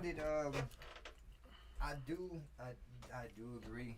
And I think I was talking to about Tobey Maguire Spider-Man. yeah, it's popping. He's talking about how he was kind of like the least enthusiastic Spider-Man out of them all. Not least enthusiastic, but he had like the least emotion. Is that you I was talking to about that? I don't think so, no. Oh, God. And I was talking to somebody, and we was talking about this. All three of the series they have so far, and out of all of them, it seemed like Tobey Maguire, like he's like the nostalgic one for us because we grew up with him. Right. But he was like the least emotional. When you see him, he was just always kind of like blank face. I mean, he had the smile and the mischievous look on part 3, but compared to Tom Holland and even Andrew Garfield, looked surprised a lot.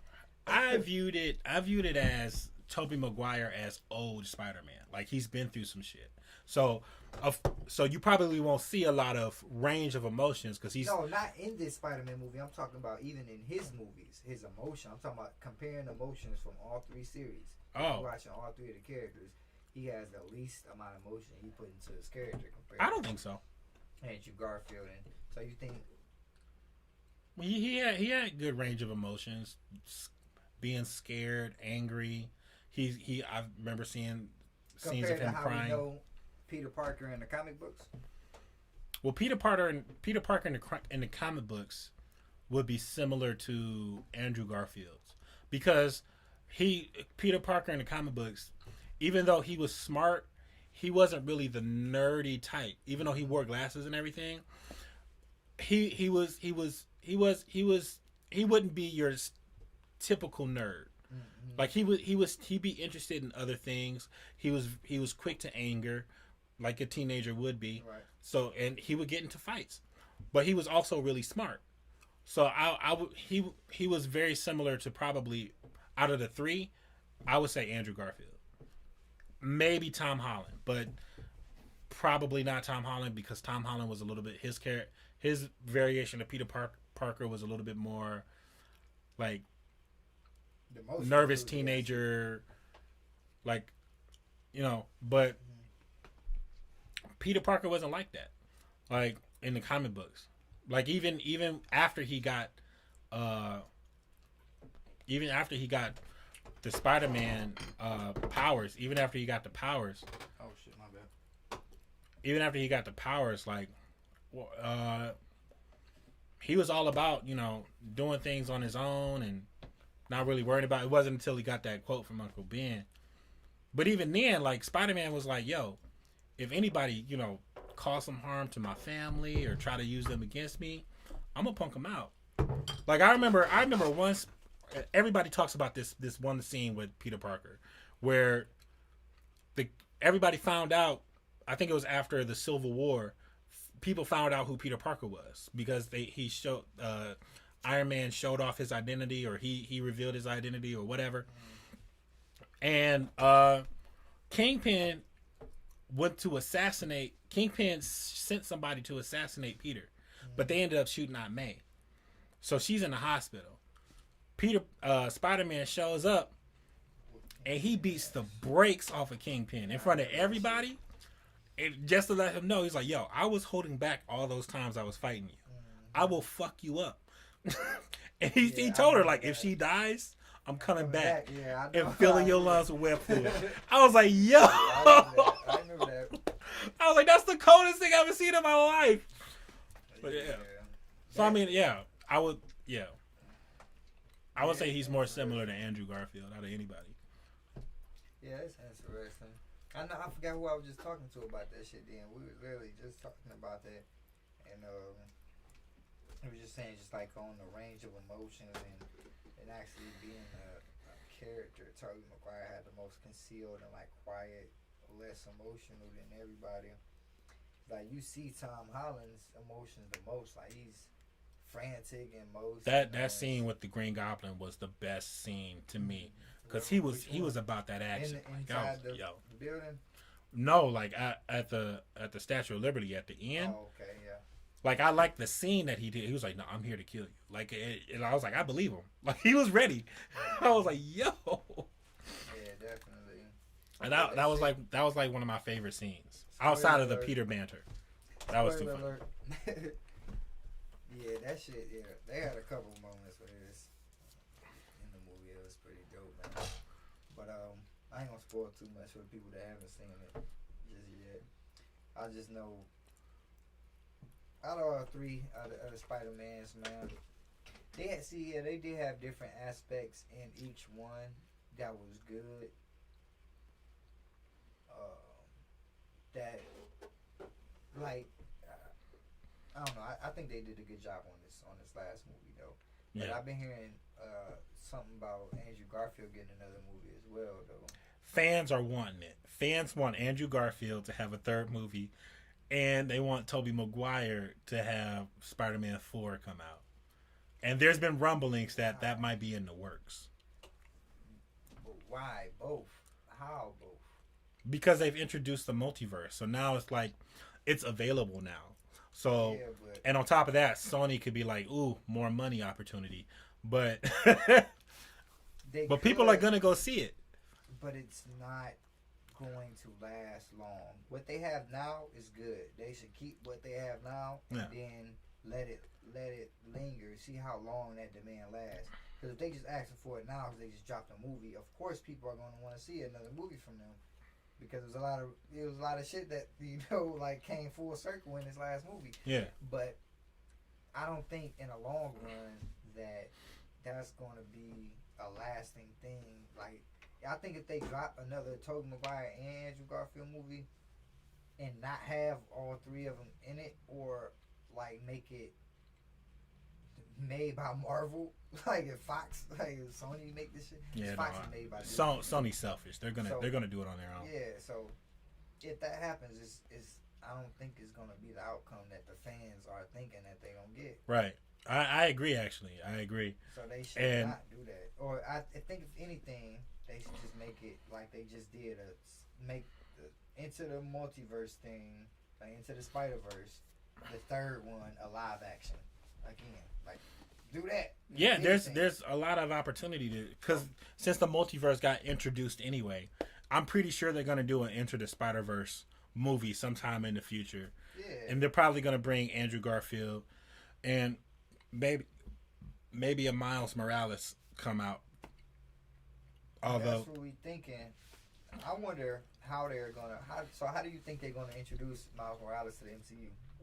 I think it's just gonna be because a Miles Morales already exists in that world from the first Spider-Man, Tom Holland Spider-Man movie with Donald Glover. He was like, "Yeah, I got a nephew around here." So I was like, "All right, so we already know Miles exists in this world." Right. So I figured down the road, maybe 2 or 3 movies down the road, because I think Tom Holland signed on for like 3 or 4 more movies. Was it 3 movies? I think it was 3. So yeah, I think me personally, I think they're gonna go the Spider Ultimate route. But the thing is, if just because he signed on for 3 movies, don't mean there are 3 more Spider-Man movies. You know what I'm saying? I mean, yeah. They can have him and another, because remember part of his contract was Civil War too, having him in Civil War. Yeah. They counted that as part of one of the movies.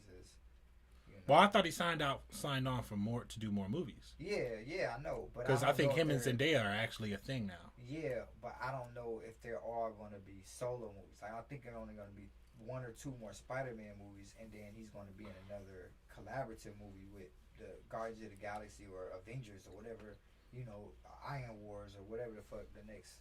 I don't know if he is personally getting 3 movies. I think his character is getting 3 movies in the Marvel Cinematic Universe. Oh, okay. Okay. But that's something to look into, though. I'm not 100% sure behind that. I just know that's how they did it the first time. He didn't have. I mean, he had his own 3 movies, but they still had him with, the Avengers and the Civil War or whatever. My personal head canon, I think they're probably going to do one or two things. Either they'll have a Spider Verse and Miles Morales enters, and then because we already know that Miles Morales already exists in this world, that Miles Morales will probably bump into Tom Holland's Spider Man, and then he'll know who he'll turn to come out to be, and then probably train him.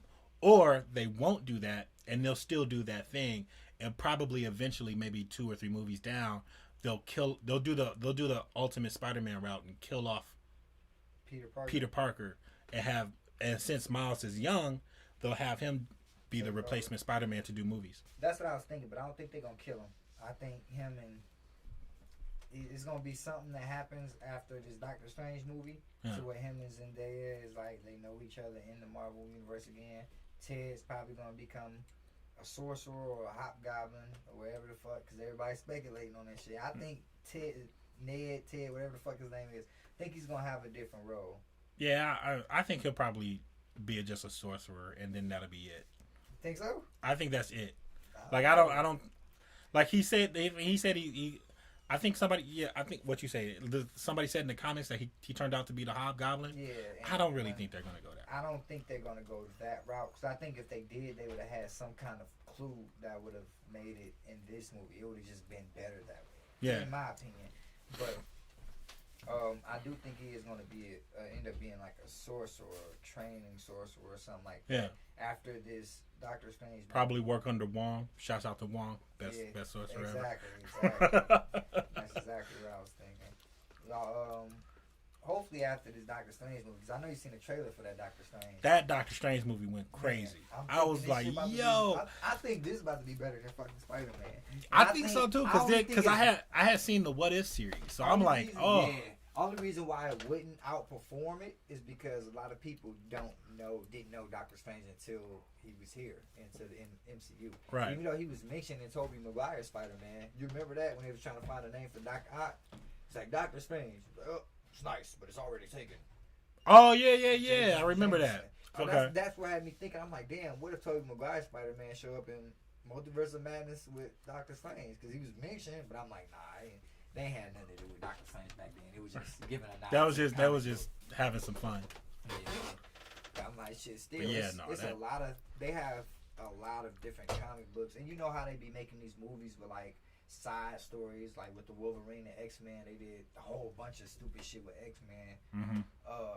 But I think they might do that. Like they might have a fucking Wolverine versus the Hulk movie or some shit to introduce Wolverine. That'd be dope. That's what I'm Fans thinking. want that too. Fans want that too. Oh man, they want that. I know there's a Hulk movie in the works that's supposed to be coming out within the next few years, but like, fans want that Wolverine versus Hulk. They want that bad. I think the Marvel has set themselves up good for a little while, but I just hope they don't abuse what they have. You know what I'm saying? Agreed. Because like everybody want a Hulk movie now because they've seen what they can do with the Hulk. But if they don't make this Hulk, like, because we used to seeing Dr. Jekyll and Mr. Hyde Hulk. You know what I'm saying? Yeah. If we don't get a fucking World Breaker or a Maestro Hulk or something, if we don't get a real Hulk in his own solo movie, not just the Incredible Hulk, we want the Hulk. And he's had the growth. He's fought everybody. he's had the growth at this point to like have his own. He should have had his own movie, but like to like do something more than just go because it would have been redundant, because for him to have the whole Mr. Jekyll Hyde, that would have been redundant because we had Smart Hulk. Mm-hmm. That everybody hated, but now he's back to Banner. Yeah, he's back to regular thing. But it would be redundant for him to just go, "Oh, I'm angry Hulk again," because then he was like, "No, you just had this whole thing with Smart Hulk." Right. So like, you need to do something more with that. But I think what they're gonna end up doing is making it to where he can transform just his body into Hulk and he still have his same mind, opposed to it being the Hulk taking over Bruce Banner. It's Bruce Banner taking over. Just like a Super Saiyan form type shit. Well, I don't know, because I remember in the Ultimate series, Bruce Banner could change it to the Hulk, but Bruce Banner was still Bruce Banner, and the Hulk was the Hulk. It's just that the Hulk got smarter. Oh, okay. Because I remember. That makes sense then. Yeah, I remember. You right. a specific. I don't remember what it was, but Wolverine was sent by Nick Fury to hunt down the Hulk to try to get him to do something, and the Hulk was talking. And he was in this bad scene. He was in this badass scene. Like he was in a chair looking like a boss surrounded by women. And I was like, oh, he looked like a whole G. He was like, oh, Logan, it's been a while. What you doing here? He was like, I came to get you. He was like, nah, you good. But then they ended up fighting. Because Wolverine was being petty and started talking about Betty, which is Hulk's love interest. So he was like, oh, I see. So when you get emotional, you get dumb because you're not doing complete sentences anymore. So they ended up fighting. But that was funny. Like he looked like a whole G. Like he had like a mountain of women The behind. only Wolverine versus the Hulk I've seen is like the original when they introduced Wolverine, like the first Wolverine versus the Hulk. Yeah. I've seen Spider-Man versus the Hulk. You ever seen it? I actually own that comic book. I bought Yeah. it for like $3 when Spider-Man punched the Hulk in outer space. Spider-Man fought Hulk several times. That was the dumbest shit ever. The dumbest outcome. He just punched him in outer space. I don't remember Spider-Man ever losing to the Hulk either. Right. But on this one, I seen this is one of the ones where he had the web gliders, where you could glide because he had the web in his suit and under his arms and shit. I don't remember that one. Stupid shit, yeah, stupid. I'm gonna say it was the ultimate, one of his ultimate comic books, but I don't want to lie. The Ultimate comic books was my favorite ones out of all of them because they got super dark. And see, I didn't read a lot of the comic books until I got older, like start reading them online. Same. Because when I was younger, I had like Thunderstrike, Inhumans. I had like the shit that wasn't like really popular, or that shit that a lot of people don't even know about nowadays. Thunderstrike, I think that was his name. Ain't that the dude that he was part of Thunderbolts? He became Thor. Eric. I think that was a fucking dude named Thunderstrike. I just remember having that fucking comic book. He had like the power of Thor or something, but it wasn't Odin's son Thor. It was somebody else. Mm-hmm. Eric. The only other person I can think of is Beta Ray Bill. Oh, word up, yeah. I've never seen like a straight up Beta Ray comic book with him making a main appearance. He's always been like, I've never read like the where he actually got his powers and shit. I just know about it somehow. I guess it's through comic story. I wouldn't know. I think he got his. I don't know. I think Thor ran into him and like they fought, and then he picked up Thor's hammer, so that meant he was worthy. He supposed to have whooped Thor's ass, if I'm not mistaken. Oh, I'm fucked up the camera again, man. I gotta use the bathroom real quick. Oh, can you give me 10 seconds? Can you keep the people company? Spit a rap or something. Suffer. Is he in the bathroom? Suffer. You in the bathroom? Yeah. Oh, he taking the shit. I'm going there for like 35, 45 minutes. It's over with. It's like 55, 45, 55, 105 minutes. I need to put some oil gel on my toothache, man. Shit killing me. Sound like crack that Bacardi Limon, baby. You sure you don't want a beer? I'm good. It's only one. It's not even 3% alcohol. I feel like you're trying to peer pressure me. It's Miller High Life. I am trying to peer pressure you. I named this stream. Let's see if I can get him to take a beer. So my goal this whole stream is going to keep asking, you want a beer? You will fail dramatically. You want some apple juice? I would like apple juice, yes. Got you. No. I'll be right back. It's beer-shaped apple juice. No, I got some Donald Duck apple juice in there. I bought at Family Dollar if you want that. No, I'm good. I'm Sure. good. I had already drank a lot before I got here, so. I don't believe you. He's being modest, folks. He's being modest. So, have you heard any new news about Dragon Ball? Besides that movie. You seen the fucking movie they got? Yeah, the movie's kind of weird. The movie's kind of weird, but I don't think it's going to be like a major enemy in it. Like, it's going to be some good guys fighting good guys. And, oh, we're all good guys type shit. from what I understand, I think the movie's about Pan. Right. Because she's trying to be a superhero, Right. I guess. And she's gotten a little bit older. Yeah. So I don't know. That whole thing is confusing me. But hopefully I really hope that they start animating Dragon Ball again, because with the whole Moro arc, and then what's that new dude's name? I know you're talking about the one eye thing. Yeah, he was causing some troubles. I know you're talking about. I forgot what the fuck his name is. Yeah, I forgot his name, but Yeah. I haven't even read that shit though, but I know all about it. Yeah, I keep my ear to the floor, but I haven't paid attention to it at all either. Yeah, I wonder what came. Once I heard about that super ego thing, I tapped out. I was like, I'm good. Super ego? Yeah. I didn't even hear about that. What is that? It's like Vegeta's new form. Oh shit! And it looks ridiculous. Better than Ultra Instinct. It's supposed to be equivalent to Ultra Instinct. So it's like Beerus's version of Ultra Instinct. So because Beerus never mastered Ultra Instinct or something. Yeah, because Goku went the Ultra Instinct route, and Beerus was like, "You think Ultra Instinct is the only thing Gods of Destructions use? You should try this." And then then they titled it Ultra Ego, and then they showed his body, and I was like, "Ugh." I tapped out after that. They I was good. Beerus' body? No, they showed Vegeta's body. He looks gross. In my eyes, I don't like it at all. I don't like this form at all. What is it like? It's him with the same kind. Okay, picture Super Vegito, but without eyebrows, and his hair is purple. Like Super Saiyan 3 with purple hair, but Super Saiyan 2 hair. Right. Okay. He looks ridiculous. I'm like, dude. Yeah, Vegeta, shit. That's why he never went Super Saiyan 3, because he don't look right with no eyebrows. I thought people knew that. People always ask like, why Vegeta never went Super Saiyan 3? Because he don't look right with no eyebrows. I mean, yeah, there's versions of him in the games and stuff like that. I know in the show they was like Vegeta just knew going Super Saiyan 3 was a waste of time. Yeah. So he just never did it. But it was like, yeah, no, he looks. Oh my god, it bothers me. Like after I saw that, I was about to quit Dragon Ball because that upset me to like a umph degree. Like I was like, he could have went anywhere. He could have done anything else. They even could have been smart about it and went the GT route and have him get his tail back and be the first Super Saiyan 4. That would have been dope.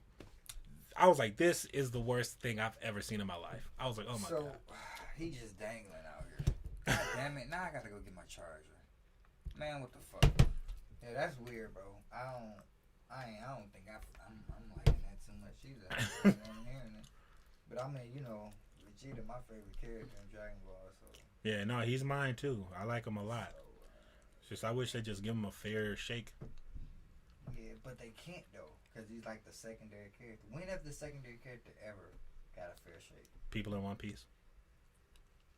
Has he really? Zoro? Zoro is the number 2. Yeah, Zoro's the number 2, but he's taking down some people. Like he doesn't fight somebody and then gets beat up for the main character Luffy to get it. He will win fights. But that's because it's set up differently. Like they don't have the same amount of like they come in teams on One Piece. They don't come in teams like that on Dragon Ball. Yeah, but they still have their own separate fights. Yeah, and they still win. Like I feel like if Zoro and Luffy fight, there's a 50% chance Zoro will win. What? Against Luffy, because how how they present it in One Piece, they don't make it look like one character is weaker than the other unless it's supremely obvious, right. like Usopp, right. which then he uses his powers in a right. different way. But like with people like Zoro and Sanji and Luffy, those are the heavy hitters. So you can tell like if they went head to head, there's gonna be some struggle in there. Yeah, but it's one thing Luffy got that Zoro don't have, and that's plot armor. I'm talking shit. But no, I get what you're saying though, because like even by putting Zoro as one of the worst generation or new generation supernovas, that's pretty much putting him on par with Luffy as far as like their acknowledgement of him being a great pirate. But he wasn't even meant to be a pirate; he's a pirate hunter. But I think you're right though, because bladed weapons can cut Luffy, and he is strong. Like I think he physically, just like in Dragon Ball, I think Vegeta's physically stronger than Goku. Yeah, he's not balanced as far as when it comes to combat. Yeah, it's like Vegeta's purpose is to fight the main guy, get beat up, and then wait for Goku to come up and win. So it's like, That's and they tried to do the same thing with Sasuke, but then Kishimoto just changed it and turned it to a Sasuke Naruto love fest. yeah. I was But about to say like, why do you? I don't know, why they do Sasuke? But yeah, I see yeah, it like yeah, 'cause it's like Gary and Ash. With the closest people I can relate to the whole Luffy thing, the One Piece thing, is probably people in My Hero. My Hero, yeah. Because I don't think Bakugo. He's most likely the Vegeta of the group, but I don't feel like he's weaker than Midoriya. Even though Midoriya definitely has the stronger power, he just got to work his way up to it. But even then, it's like I don't feel like Bakugo will lose to Midoriya on 100% of the time. I feel like there's a very real chance that Bakugo might win most of those fights. Yeah, but it's still a lot to do. It's a lot that goes on in a fight, and it depends on the stipulations of the fight too. Like if Midori did something to anger Byakuya, you know, whatever fuck I can't even pronounce his name right. But if he did something to make him mad, then I think he could possibly destroy Midori because he's an angry character. He's strong. I mean, yeah. I You know, mean, if his- you're talking his about death emotions. matches, yeah, definitely. The But same thing. I think Vegeta can kill Goku if he was in like Mhm. some anger. Goku's never angry won a state. fight against Vegeta. That's the whole thing that Right. that But bothers Vegeta everybody. has never won a fight against the main villain, so So it's like, how is Goku stronger than Vegeta he's not. when That's the Goku thing. can't even beat Vegeta? It's like But it Vegeta- makes no sense. Technically, Like I feel like Vegeta Never has been beat- losing. He hasn't had a win That is since baffling. he hasn't had a win since Namek. Who Vegeta? Yeah, he has not had a win since Namek. You crazy? He has not had a win since Namek. He want freeze ass. No, he didn't. He lost horribly. Vegeta was spanking that booty. He beat Frieza, and we had to turn back time because That don't count as a win because he didn't kill him. Goku stole that. Frieza really the MVP. He the one that ain't getting no win. That should have.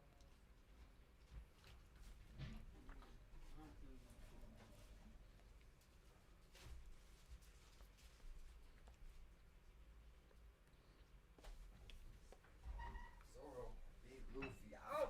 I don't even think so now because he got that hockey. His hockey on a whole different level. Zoro got hockey too. Yeah, but he got Ryu hockey. We have not seen Zoro use the Ryokushu from Wano, the special hockey. He'll probably do it. He'll most likely figure it out on his own. I want to see what's gonna happen with Emma, man, because I don't think Zoro's gonna get a devil fruit, but I think Emma's gonna get a devil fruit or has a devil fruit. It's gonna be something that happened. Which one's Where? Emma? This sword, the cursed blade, the one that be drawing power out of him when he be trying to use it. Emma, the sword? Yeah. No, I think the purpose of the sword is for it to be a black blade because there's only 13 black blades in that world, and once it becomes a black blade, it becomes peak that blade. So Right. then, But I think I believe that Zoro himself is not going to get a devil fruit, but I think one of his swords is going to get a devil fruit. To where How would that he'll be work? able to use, I don't same way Spondum's work. He had a big ass elephant sword. His fucking sword turned into an elephant. I don't know. They get and which one was that? that was in Water 7. I mean, when they was going against headed to Enos Lobby when they had Robin. When I'm sorry, Waterford when they was going against CP9 and they had Robin. You talking about the Spondum. giraffe? No, Spondum was the one that couldn't fight. He just had a sword and had a mask on his face. He wasn't. He was like the leader of CP9, but he couldn't fight. Oh, the wimpy one. Yeah, I don't remember what his sword looked like. it was like a big ass elephant. It was a rapier or whatever, and just twirled that. Bitch Oh, a and said rapier. something. Yeah, whatever. But he turned into a elephant, you know. And then they got that dog that shoot balls. A dog that shoots That balls. dog that shoot cannons. Cannonballs. What the fuck episode was I watching when I seen that shit? It was on One Piece. It's 1,000 episodes, man, so you gotta bear with me. But yeah, a lot of that's just white noise. I don't remember a lot of that. I'm not going back to White Gold. Who was they fighting? I want to say it was around the time they was running to in Dressrosa. So Dressrosa. Chopper and Usopp, if I'm not mistaken, I was fighting. And it was a dog that shot cannonballs. And they gave... It was either a dog of the fruit, or they gave the cannon a dog fruit. It was some stupid shit, bro. It was some stupid shit. And they kept popping up out of the ground trying to shoot Usopp and Chopper with the damn... It's like cannonballs or baseballs or some shit. I'm drawing a blank. Dog. It was I don't remember that at all being in Dressrosa. Oh my god. It was early Dressrosa. It was like when they first... it probably wasn't. It was probably before Dressrosa, if I remember it right. But those are fake fruits. I think what you're talking about is like the smile fruit. Yeah. And they change people into animals or whatever. But no, they give inanimate objects devil fruits, though, is what I'm saying. No, he was changing. No, that was another person's devil fruit. She was changing people into toys. No, what I'm saying is, in the One Piece world, inanimate objects can have devil fruits. It's not just humans that eat devil fruits. I've never seen that. I can pull up. I just told you about Spondum. His sword, weapons. They give weapons devil fruits. I don't know. His whole sword turned into an elephant, bro. You know? I don't remember any of that at all. Oh my god! You're gonna have to show me that. How can you not remember? I'm about to show you. I don't remember any of that at all. God, he's saying his sword was a devil fruit. His sword had a devil fruit in it. This motherfucker right here. As soon as you see this ugly ass, bitch ass nigga, this motherfucker, his sword. Yeah, no, I remember him. But you don't remember his sword having a devil fruit? I don't remember anybody saying anything about swords having devil fruits. It's not just swords; it's inanimate objects. Period. Like, he gave his sword a devil fruit. They found a way. They never explained how, but they made it clear that you can give inanimate objects devil fruits. I don't recall that at all. I'll look it up, but I don't recall that. I don't recall that at all. Let me see if I can pull it. Google like, how would search. you even feed a devil fruit to an inanimate object? So just this smash is it the against the dog wall. candy thing I was talking about. Remember that motherfucker? No. That's totally new to me. I must have turned my brain off on a lot of these episodes because I'm like, yo, I don't remember that shit at all. This is the big ass elephant that turned that. What the fuck is that? See, like, no, because that was an elephant first. Look. That's not an inanimate object. But this is a sword that turned into a. They gave the sword the devil fruit to turn into an elephant. How do you know the elephant didn't eat a sword fruit and turned into a They made sword? it clear that it was his sword that ate the devil fruit. They said it in the fucking show. But it could have been the elephant ate the sword, a sword fruit, and then became a sword. Because Chopper ate a thing called a human fruit, right? And became human-like. Because he was a deer first, and then became human-like. They got one motherfucker that had a jacket fruit, but see. It's fucking fruits. Dog, they got a lot of shit. I'm going with that's an elephant first and then became a sword. No. And he probably just said it. Yeah, this sword ate a devil fruit. I was like, yeah, it was an elephant first and ate a sword fruit. No, it became a sword. No, bro. They gave. So you telling me that they gave a sword an elephant fruit? Yes.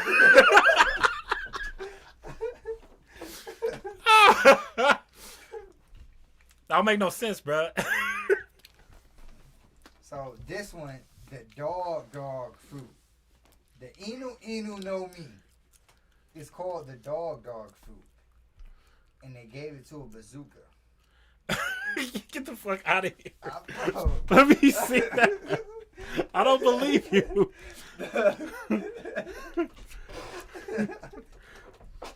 crazy. Dumbest shit I ever heard. Hold on, let me go grab this charger real quick so that bitch don't die. Damn, I'm sorry I keep leaving the show, y'all. Hold on one second. Max won't keep y'all company. Damn it. I forgot I have my headphones on. It's a zone type devil fruit that allows its user to transform into a Dushan hybrid. It was eaten by Mr. Forrest Bazooka. Get the fuck out of here. What?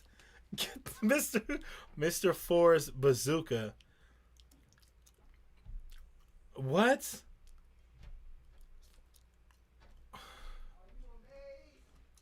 So the process was developed by. This is. I don't. How come I don't remember this shit at all? I don't remember this at all.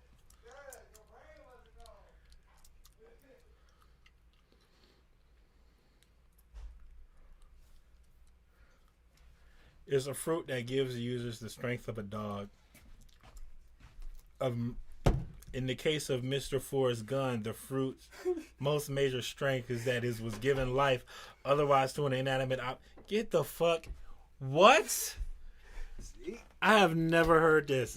See, you probably wasn't. I don't remember this shit at all. You probably wasn't paying attention. You said Mr. Forrest? Dog Mr. fruit. Four. That must have been like early. No wonder I fucking don't remember. That must have been like early Waterford. Early Dressrosa. early One Piece. That had to Mr. be. Four? It had to be doing Oh yeah. during the that time wasn't with the Sand Dude, because he said Mr. Four Right. Yeah. So that had to be Baroque Works. Yeah, with the Sand Dude. That's fucking crazy. I have never. I don't remember that at all. Yeah, it's because it's the beginning episode. That's why. It's still shit, man. Well, I've been proven wrong. I don't remember that at all, dude. Stupid, but it's still silly shit, though. Yeah.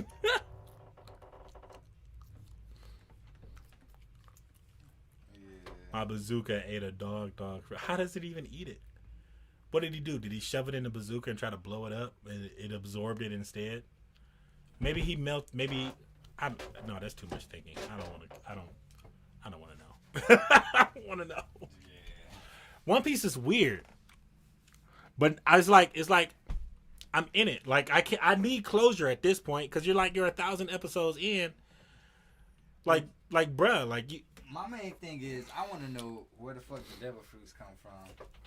Like what are the And that still has never been It's explained. never been. But I feel like what's really gonna either turn people off to the show or make people more curious about all this shit is when they introduce Vegapunk. Because I feel like he has all the answers. Not all of them, but more answers than anybody else have right now.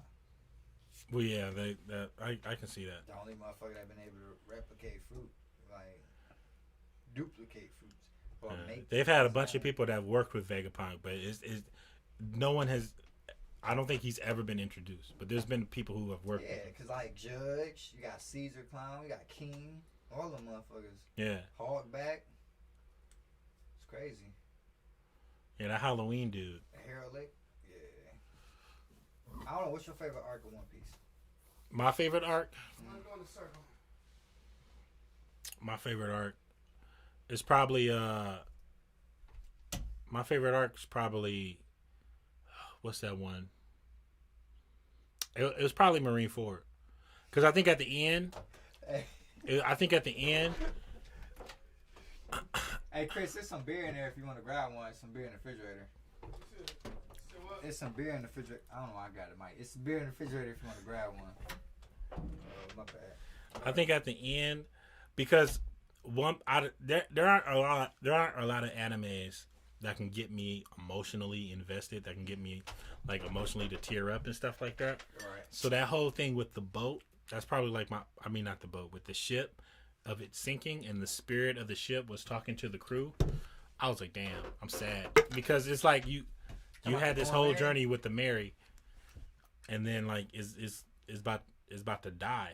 Come on, I'll take you a little further. Yeah, I was like, yeah, I'm fucking sad. Oh, well, let's go. It was either that or what's the one? The war. The war. Marineford. What's the war? Was it Marine? Oh, I'm thinking of what am I thinking of? Marine Ford. I know what you're talking about though. When the Mary had to get this, Yeah, that that's was when they that left. was that was way before. That's when they left Water 7 though. Water 7. That's Yeah. I always get those two confused.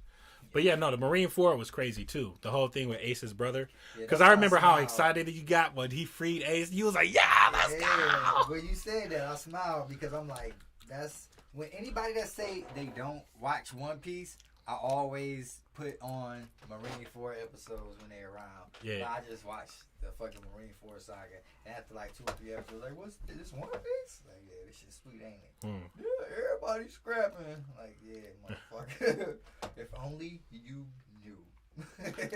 Yeah, and then after like that time skip and he came back Oh yeah. with the hockey and everything, Oh, and he was yeah. like dodging bullets, and And I was like, yo. I like how they did that because it was like he came back like serious but still Luffy. You know Yeah. what I'm saying? Like you see like he's like a slow transformation of him maturing. For Yeah. real. But he's still like that goofy person. He's just not all out stupid. Right. Like you see how like in some sagas they have Goku like serious and fighting, then other sagas he be dumb as fuck. Well, yeah, that was the whole thing that was like the big thing in Super. Like it was like it's almost like Goku went dumber. Like at least in Z, you saw progression. Like you Yeah, saw he's, him like, like getting actually serious like and knowledging serious. up, and he was like, yeah, okay, I'll back off this one, or all right, I'm gonna go in this. He was like Yeah.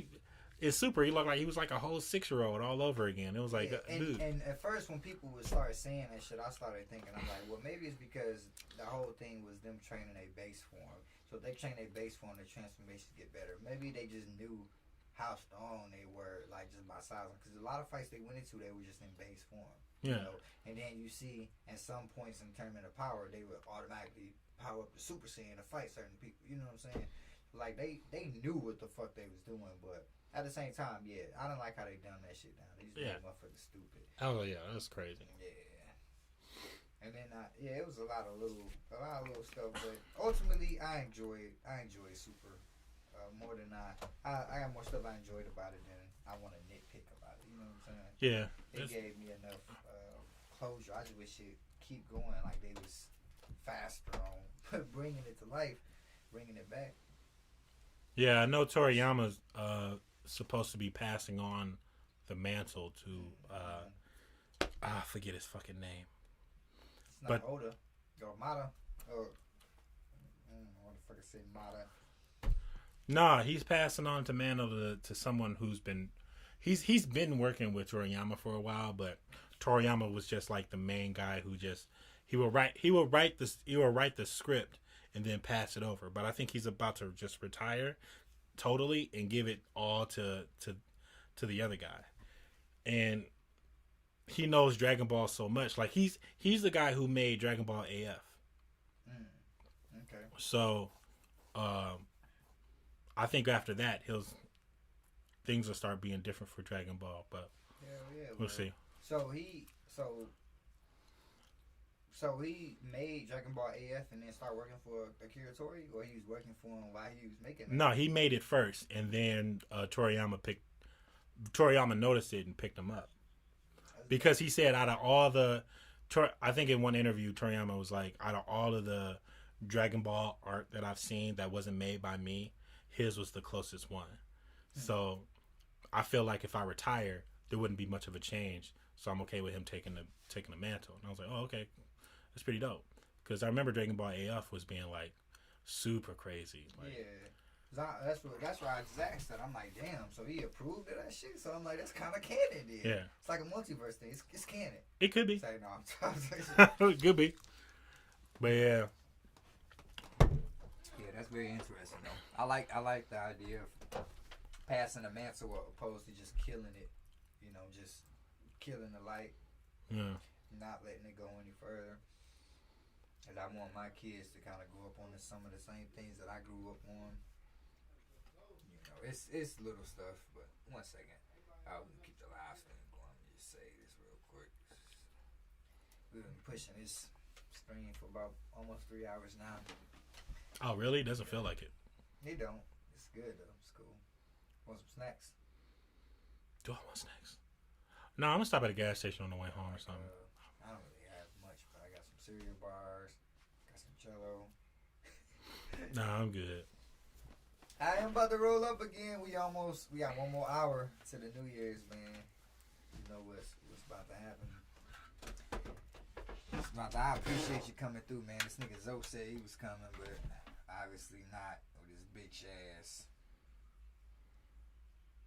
No, I'm just playing. We'll be alright. We'll be alright without him. So, I know, I did have another fucking theory I was gonna talk to you about, man. Have you heard or thought? I don't hear Dragon Ball theories. Have you watched any Dragon Ball theories?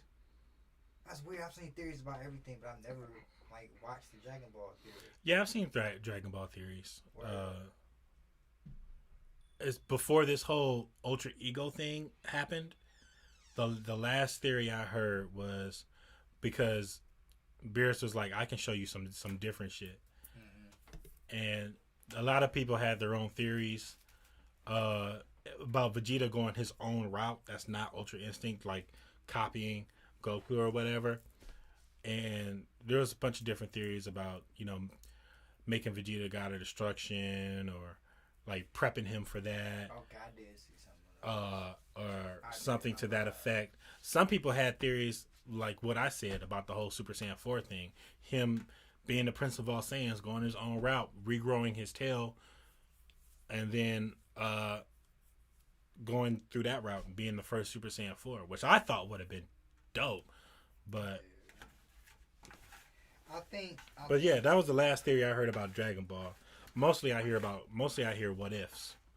I would like it if they were to do a switch. Like I would like to see them go out on faith and switch focus and make Vegeta the main character for an arc, like a whole season or whatnot, and let him be the one that defeats the villain. Let Goku be the one that's on near death, and let Vegeta be the one that's sensible, because he has more sense from what we seeing. Yeah. Let him be the one that do something different for us. That's what a lot of people want, and so far, and Vegeta still is having great character development. Like in the Mora arc, where they went to Namek. I think Mora was about to kill the Namekians, but Vegeta saved him. Okay. And he was like, "Yeah, I got a pretty bad history with the Namekians, so I need to make some shit right." So I was like, "Yo, that's fucking great." Right. So I would love that. I got a question. If you probably the most character development out of everybody.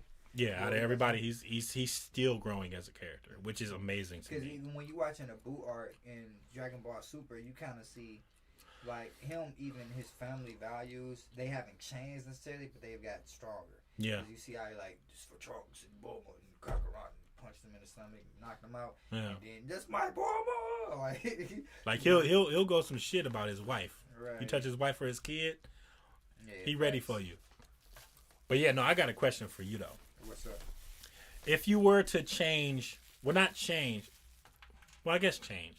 If you were to change anything about Z, how would you do it? If I was to change anything about Z, how would I do it? Alright, so first, I would not make the ending what it was. So I would retcon that shit ASAP and find a better story arc for introducing Oob. Because he was mentioned, mm-hmm. And then how in the tournament, how they fought, and he went off and some shit. Yeah. He went off the train and whatnot, and that was pretty much the end. I would definitely switch that up. I don't know. It's like, even with Frieza, man, I already told you about Frieza. I'm a Frieza fan, so he would have been like that enemy that always shows up, but he would have been training and getting better as they training and getting better. You know what I'm saying? His first time training, he would have got strong, came back, whooped their ass, and they realized like, oh shit, he's about his business. Pretty much almost the same thing, but made him train more and keep coming back, trying to, like, now he is coming back, with the Broly movie and all that shit, but keep training. They made that silly by making him about his height. I ain't like that, but it was funny though. Yeah, it was funny. It was funny as fuck. But, it was a hell of a plot twist. But I don't know. It's a lot of little stuff, bro. But other than that, man, I'll probably keep it the way it is. I think those are only two things. I'll have Frieza as like the running gag villain, and I would change how they introduce Oob. It wouldn't have been through a tournament. It would have had more involvement with Pan, seeing that they're closer in age range. Yeah. Yeah, it probably wouldn't have been no martial arts tournament or nothing like that. I probably should have said Dragon Ball in general. Yeah. Cause my thought process is this, right? Dragon Ball should have been about the life of Goku, and then Dragon Ball Z should be about the life of Gohan. And then Super will be about Goten and Trunks. So we will continue to age these characters. Right. But, like, for Gohan, I think I would have kept everything the same probably up until the Buu arc. Yes. Because I feel like at that point, Gohan was seeing his... And then the whole thing with 16... Like, I feel like the next part of that after the 7-year break, after the 7-year time skip, would be like him trying to figure out how to protect the world as well as live in school life. Mm-hmm. Like that would be the arc. And then like Goku can still show up, but it's not about him. It's about Gohan. So like he's the main guy, and I would have him beat Buu, be the final guy to beat Buu, because he's the one. Goku passed that mantle on to him in Cell, so he needs to be the one to do it. And then I would probably make, like I said, I would age Goten and Trunks because they should be about like 16, 17 now. They shouldn't be like that. They shouldn't be that young. Yeah. So I would age them up and make the story about them. I would probably have future Trunks come back. Maybe they can do a whole work together thing or whatever. But like, I feel like they should have just continued to age it instead of not just keeping everything focused on Goku. Yeah. But I get why they did it because it makes a lot of money. But at the same time, it's like story-wise, I would have been like, nah. Out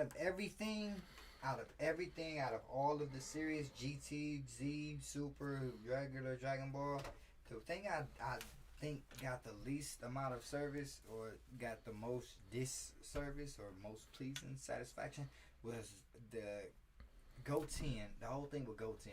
Like after GT, he was just like a teenage kid looking for bitches, and he was getting stronger. Yeah, he was getting it. He was getting it. They made this whole point to make it known that kids and half Saiyans are meant to be stronger because their emotions are linked with human emotions like love and shit. Yeah, makes them stronger, but they never pushed that shit. They always kept it about the two main Saiyans that came to Earth, which is Goku and Vegeta. Right. So I do agree, but I don't like how they did Goten in the series. I think Gohan probably should have been like the strongest out of all of them. Definitely. Because by far he was the one that was in the middle of both generations. You know what I'm saying? Like he's almost in a generation of his own, but he's still like with the Goten and Trunks generation. But he's like he was there for all the heavy battles. And, you know, he didn't have to fight when shit got real, but he should have been, like you said, continued training to been able to do that instead of that whole superhero shit. Like he was doing city crime. I would have even kept the superheroes, the silly superhero stuff. Yeah. I would have even kept that because it's easy to translate. How am I going to balance this superhero life with my life? But they didn't make it. Like exactly like you're saying, they didn't make it on a scale to where, like when Buu came, after he got his power up and got it taken, it was nothing left for Gohan. Gohan was over with. Yeah, Gohan was just back in the back again, like almost immediately. Yeah, and in the Cell Saga, Gohan was everybody's favorite. I don't care how much of a fucking Vegeta fan you was, you loved Gohan in the Cell Saga. He was the original One Punch Man. Like he would them Cell Juniors was gone. Like if he was in front of you, you out. Yes, facts. That's it. And then even how he did Cell, man, we know he was holding back because for one, it's a lot of things that go with that too. Because imagine if me and you, like, if I was to just start attacking you right now, you would not be able to use full power to just get me off. Like, I mean, yeah, you'll be able to fight me off at your power, but until you're like angry and you're in a life or death situation where you want to make sure you're not going to give all your power into it. So when Gohan, got angry and started crying and putting all his power into that shit, we was able to see that shit and feel it. Like, people think he should have went full power from the start, and he simply wouldn't have been able to because of that simple fact. Because it thrives on emotion. If he didn't have those emotions there, then that power wouldn't have been triggered. And on top of that, he was holding back a lot of power because by the time he went there the first time, Cell didn't even stand a chance. There was no way he could even touch him anyway. Mm-hmm. Even if Cell went full power, he was like, "All right," and then he still wasn't using. Like, when Cell came back, the only thing I probably would have changed about that, because this is what they did in Dragon Ball Z Kakarot. After Vegeta had that whole thing because Cell killed Trunks, Cell came out and bitch slapped him into the ground. Right. I wouldn't have had Cell immediately try to blow Vegeta up, so then you can do the whole one-arm Kamehameha thing. I would have had Cell fight Gohan a little bit longer because now they're on much more of an even playing field, so they can go in on each other. Right. And then afterwards, I would have because in Kakarot, what they did was they did the thing. Vegeta got knocked out, and then they had Gohan and Cell fight, and then after that, there was another cutscene of Vegeta trying to blast Cell again. And then Cell was like, "No, I'm gonna blow you up." So then he went to blow him up, and then that's when he got his arm ruined, and they did the whole one-hand Kamehameha thing. So that'll probably be the only, because I thought that scene was in Dragon Ball Z Kakarot. I thought that was perfect. I thought that would have been like, yo, that would have been much better than just instantly going into the one-hand Kamehameha. Right. Yeah. Yeah, I didn't even peep that because I don't think I made it that far in the game. I keep deleting it and re-downloading and shit because it's one of the things that ain't been super interesting because I know how the Dragon Ball story go. Yeah. And just following the story pretty much. So. Yeah. On top of that, it gets super long, and it's just that game is long as hell. It was a nice idea. It was another thing that they did. It was a nice idea on paper. In execution, it just wasn't that great. Yeah, but it was kind of rushed. What do you think they can do to make a good Dragon Ball Z game like Tenkaichi, Budokai 3 Tenkaichi would?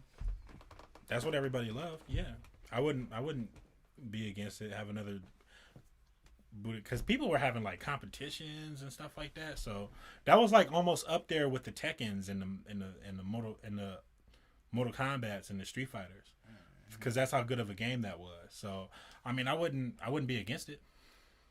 But I'm saying, what would you think they could do to make another game like that that's of that status? Because it's so many mechanics.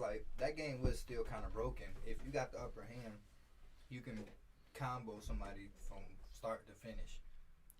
That shit was real. I mean, Fighters was probably the closest they're going to get. You think so? I mean, they could probably do more. But because I do like Fighters. I ain't gonna. It's my fucking mic. My bad. So, my bad. I was rolling up, y'all. So I do like Fighters though. I do like Fighters. I be playing with my cousin. We be on that bitch going head to head. He be whooping my ass. I thought I was a shit at it because I was whooping everybody else's ass, but he was one of them cousins that was always a little older, about 5 years older than me. So yeah. Whooped my ass at games when I was little. I used to always make it my mission to try to beat him, but I never could. I get that feeling.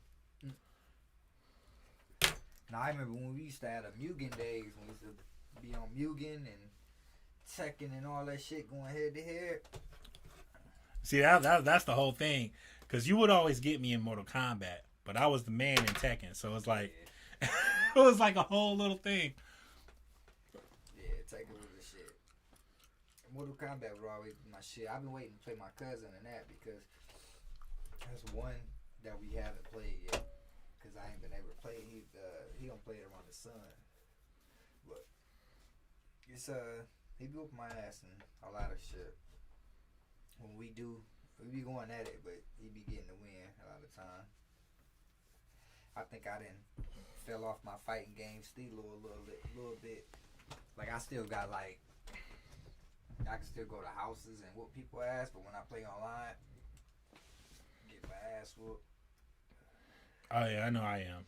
I definitely am. I haven't played Tekken in like a while, so I'm pretty sure once I get my muscle memory, the muscle memory is gonna kick in. But it's like going online. That's a whole different monster. I like Tekken so much because it was a lot easier to figure out combos, and like I know a lot of people button mash, but you didn't really have to. Like long as you know it was left, right, punch, kick, you know what I'm saying? Yeah.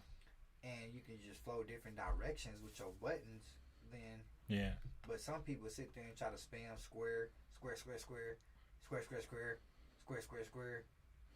square. Like, nah, bitch, that ain't combo Christian. I like Mortal Kombat so much because they got them juggles. You gotta be, your timing has to be impeccable. Yeah, I can't do the juggles. That's timing is my biggest flaw when it comes to Mortal Kombat, because I can do some combos, but then that's it.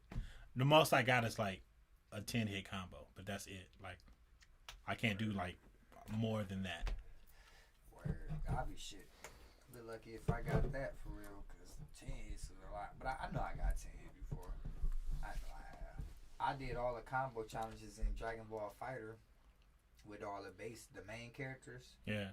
When I had it on PS4, and I did most of them on the Xbox too. Before it's actually still on the Xbox, but yeah, that's what I be doing. I be doing them combo challenges to try to get my timing correct. That shit on fighters, it'd be so it's harder than on Mortal Kombat because they have like air hits to where you do a ground combo, knock them in the air, then you got to jump and like hit them 1, 2, 3, and like do like a up jump forward motion to. It's so crazy, bro. Wow. Have you played the combos on there? I tried. I couldn't do it. Yeah, I did. I think the hardest one was hits and piccolos. I want to say that I remember, but I got them out of all the characters that come with the game. I got them all done, all of the regular characters, and I actually I put a few of them because I was recording it and streaming it on YouTube. So I put a few of the recordings on YouTube of me doing them. But yeah, that shit is hard, man. And I got fascinated with combo challenges from doing playing Mortal Kombat versus DC. Every combo challenge with every character I've done, except one combo with the fucking Joker. It was one combo with the Joker I've never done. I ain't go back and play it to see if I can do it to this day, but when I had this shit, I could never do it. It was so fucking hard. Everybody only had like 10 combos to do. It was just like his moveset was just super weird. It was a timing of it. So it was like, I think it was a move that required you to, like, as they falling out the sky, you got to hit them. But once you hit them, you have to press another button to do like a reaction move to that hit. It's like he had a move where he'll smack you with the pistol, and then if you press the button on time, he'll flip the pistol around and shoot you with it. Okay. You know, so it was something along the lines of that. But I don't remember exactly what. I just remember Joker had one combo that was fucking killer for me to do, though. I never did it. But that was back in 2011, though, so I'm sure I can do it now. So I had a question, man. Do you think Disney would be able to pull off doing a Dragon Ball Z movie? No. You don't think so? No. Why not? Not Disney. Because I just under the right pretenses. I just can't see it. I don't really have a reason. It's just I can't see Disney doing Dragon Ball Z. Like it doesn't make sense. Well, logically in my brain, it doesn't make sense. Like Disney Dragon Ball Z, I can't see it. So you remember last time Fox did a Dragon Ball Z movie, right? Dragon Ball Evolution. Yeah, let's not talk about it. They were set for 2 or 3 movies, if I'm not mistaken, right? I don't know. Fox is now owned by Disney. And I got faith because because they got Marvel and they got a lot of different producers. Like if they was to get fucking Taika Waititi, whatever fuck his name is, I don't even remember the dude name is, but you know Kevin Feige, some motherfuckers that know something about hero movies to do it. Now I don't know who the producers or directors was behind the Evolution movie, but that shit was M. Night Shyamalan. Mm. What a Yeah, he's not even bad though. He's not even a bad director he's, at all. He's not bad. He just don't make a lot of good decisions. Yeah. Like it was that, and then he was also behind Avatar: The Last Airbender. Oh shit. So don't let him get it. Yeah. I think if they was to put it in the hands of not James Gunn. Well, no, not James Gunn. I don't think James Gunn should do it. I think Kevin Feige would be the one to do it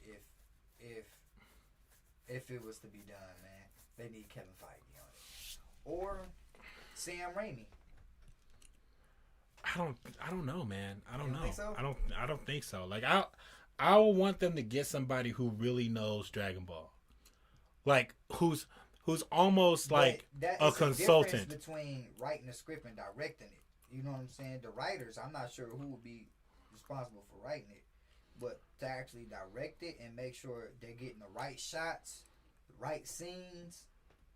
Well, I'm pretty sure Avatar: The Last Airbender sounded nice on paper too before he directed it. True. So True. I need that because I've seen a lot of fan animations for Dragon Ball, and then they was like, yo, like the what's that one on YouTube? Future of Trunks. Yeah, the Light of Hope. Yep. Oh my God, that look. And then how they did the transformation with the hair, I was like, yo, this is perfect. Yeah. They could have did. I wouldn't mind if they brought that guy because he knows Dragon Ball. But still, wasn't it all like white characters in that shit? No, the main character was like Asian. Oh, was he? The Trunks? The Kid Trunks? Kid Trunks was Asian, yeah. Was he? I thought he was white. Oh, no. Fuck me then. A little Asian kid. That's cool then. They might fuck up in like mainstream and make them white guys, but it's like, because that's what they did in Dragon Ball Evolution. I was like, I don't really think. I mean, but at the same time, it's like you with Shang-Chi though, so you can understand why I'm saying it. Shang-Chi's not white. Exactly. Yeah. Exactly. That's what I'm saying. Like Disney has a chance. I think the only reason why I say is because I think Disney would be one of the only companies that would have a chance to do it. Because I don't think, like, so if you put them, Warner Brothers is like one of the only other big companies that's not owned by Disney right now. That probably would have a chance to do it, but they haven't even been doing Justice League correct. Barely. I mean, in my opinion. Zack Snyder Cut was Zack Snyder, awesome, yeah. But still, the Joker, like, I don't know, but it's a lot of little shit that goes with it. I think just off the animation, the CGI, and the direction they've been taking with the Marvel movies, they can take a Dragon Ball movie and make it into something. As long as they don't try to do like no musical or no shit like that. Yeah. Have Trunks back there singing, no. I mean, Flash, like whatever the fuck. I'm not gonna say it's impossible, but there's no way to. But with the whole like ethnic thing, like Goku's an alien, so you could probably make him to whenever you want. Right. So he could be a white guy as far as, but like everybody's gonna say he needs to be Asian. Right. I mean, he's gonna need to be Asian. I wouldn't mind if he was Asian, but if they got like, I wouldn't mind if Piccolo was black. Yeah, everybody. I can see Piccolo being a black dude. Yeah, everybody's saying Piccolo black. He black. That dude black.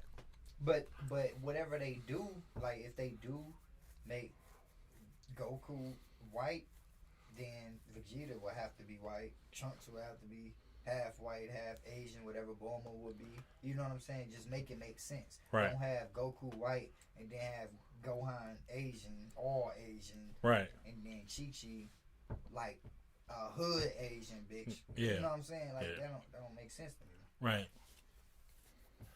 But yeah, I think they could do it because they have a knack for finding like the right cast, man. These Marvel movies, they've done a hell of a good job. I seen the kid they got that's gonna be the new Iron Man. I'm not too sure about what his catalog is. I'm gonna have to check him out. I don't remember what his name is either, but I seen what he looked like. It was a notification I got in the email or some shit. Oh, was he that? Was he that kid that was at the funeral in Endgame? I would think so. Because that's what people are theorizing, that he's the next Iron Man. That's not who I seen. Okay. If it is, he looked different. I mean, he probably got older. Right. Yeah, it would make sense, but he didn't. He looked. I think because that kid hair was like blonde or some shit, wasn't he? It was like dirty brown. Oh, it might be the same kid. I think this kid hair was brown. I don't know. Maybe I gotta watch it again, but. Was it that one scene where the kid was standing alone and the camera panned to him? No, and no, it wasn't. It was a picture. It was literally a thing saying the new Iron Man to take over for Tony Stark. Well, no, I was talking about Endgame, where they had the thing during the funeral, during Tony Hawk's funeral. Yeah, I know what kid you're talking about. Yeah. It's supposed to be the same kid that was in part 3, right? Iron Man 3. Yeah. Yeah. I'm not sure. People don't say the theory is that it should be him. Though, right? Yeah, I didn't, but I don't know if it was actually him. But I would want them to go with Riri. Yeah, make the female Iron Man, Ironheart, whatever, Iron Man, chick. But I mean, it's a lot of different ways they can go with a lot of different heroes. Now that the multiverse shit has popped off, I'm just trying to figure out what my theory will all be based around bringing the X-Men to the MCU. Well, I know they were talking about X-Men being involved. Yeah. Like I know there's something in the works. It's two things I want to see, and that would like kick it off.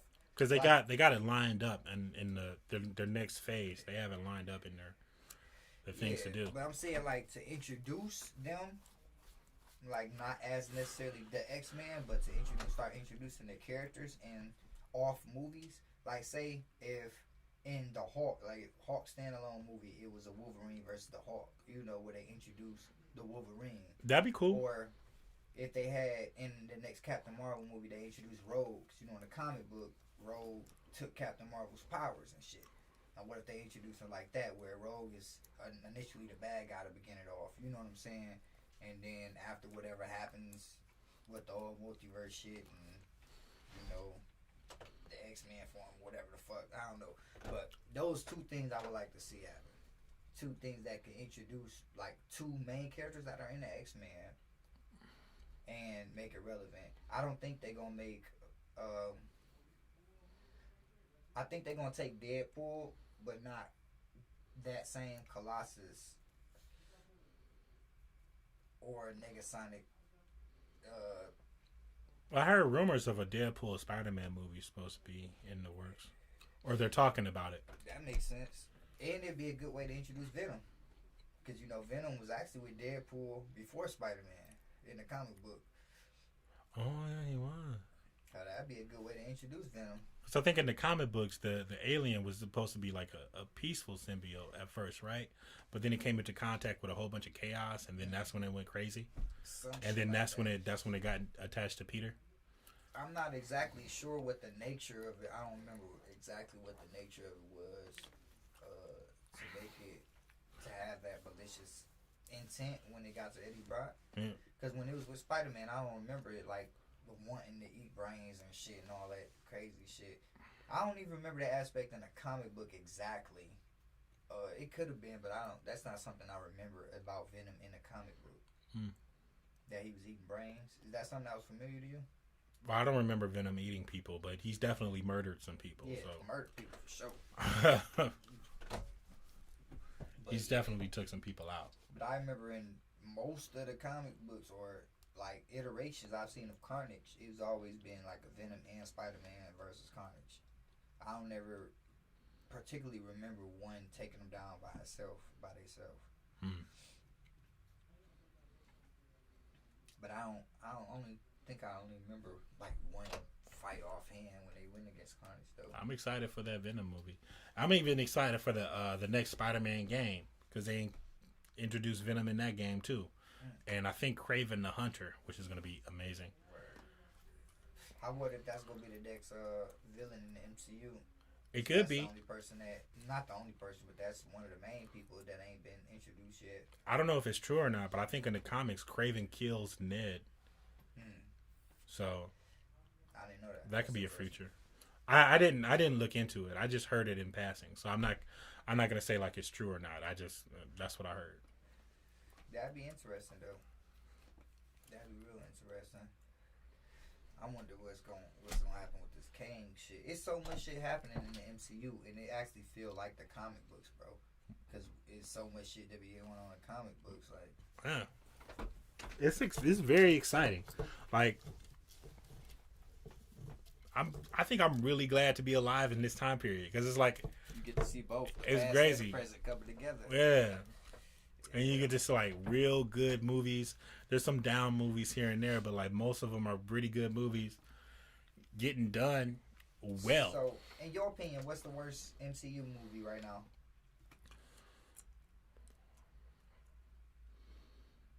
Probably the Eternals. Maybe not either I didn't see the Eternal or Captain Marvel, but You didn't see neither one. no, I had no desire to see him, so I never watched it.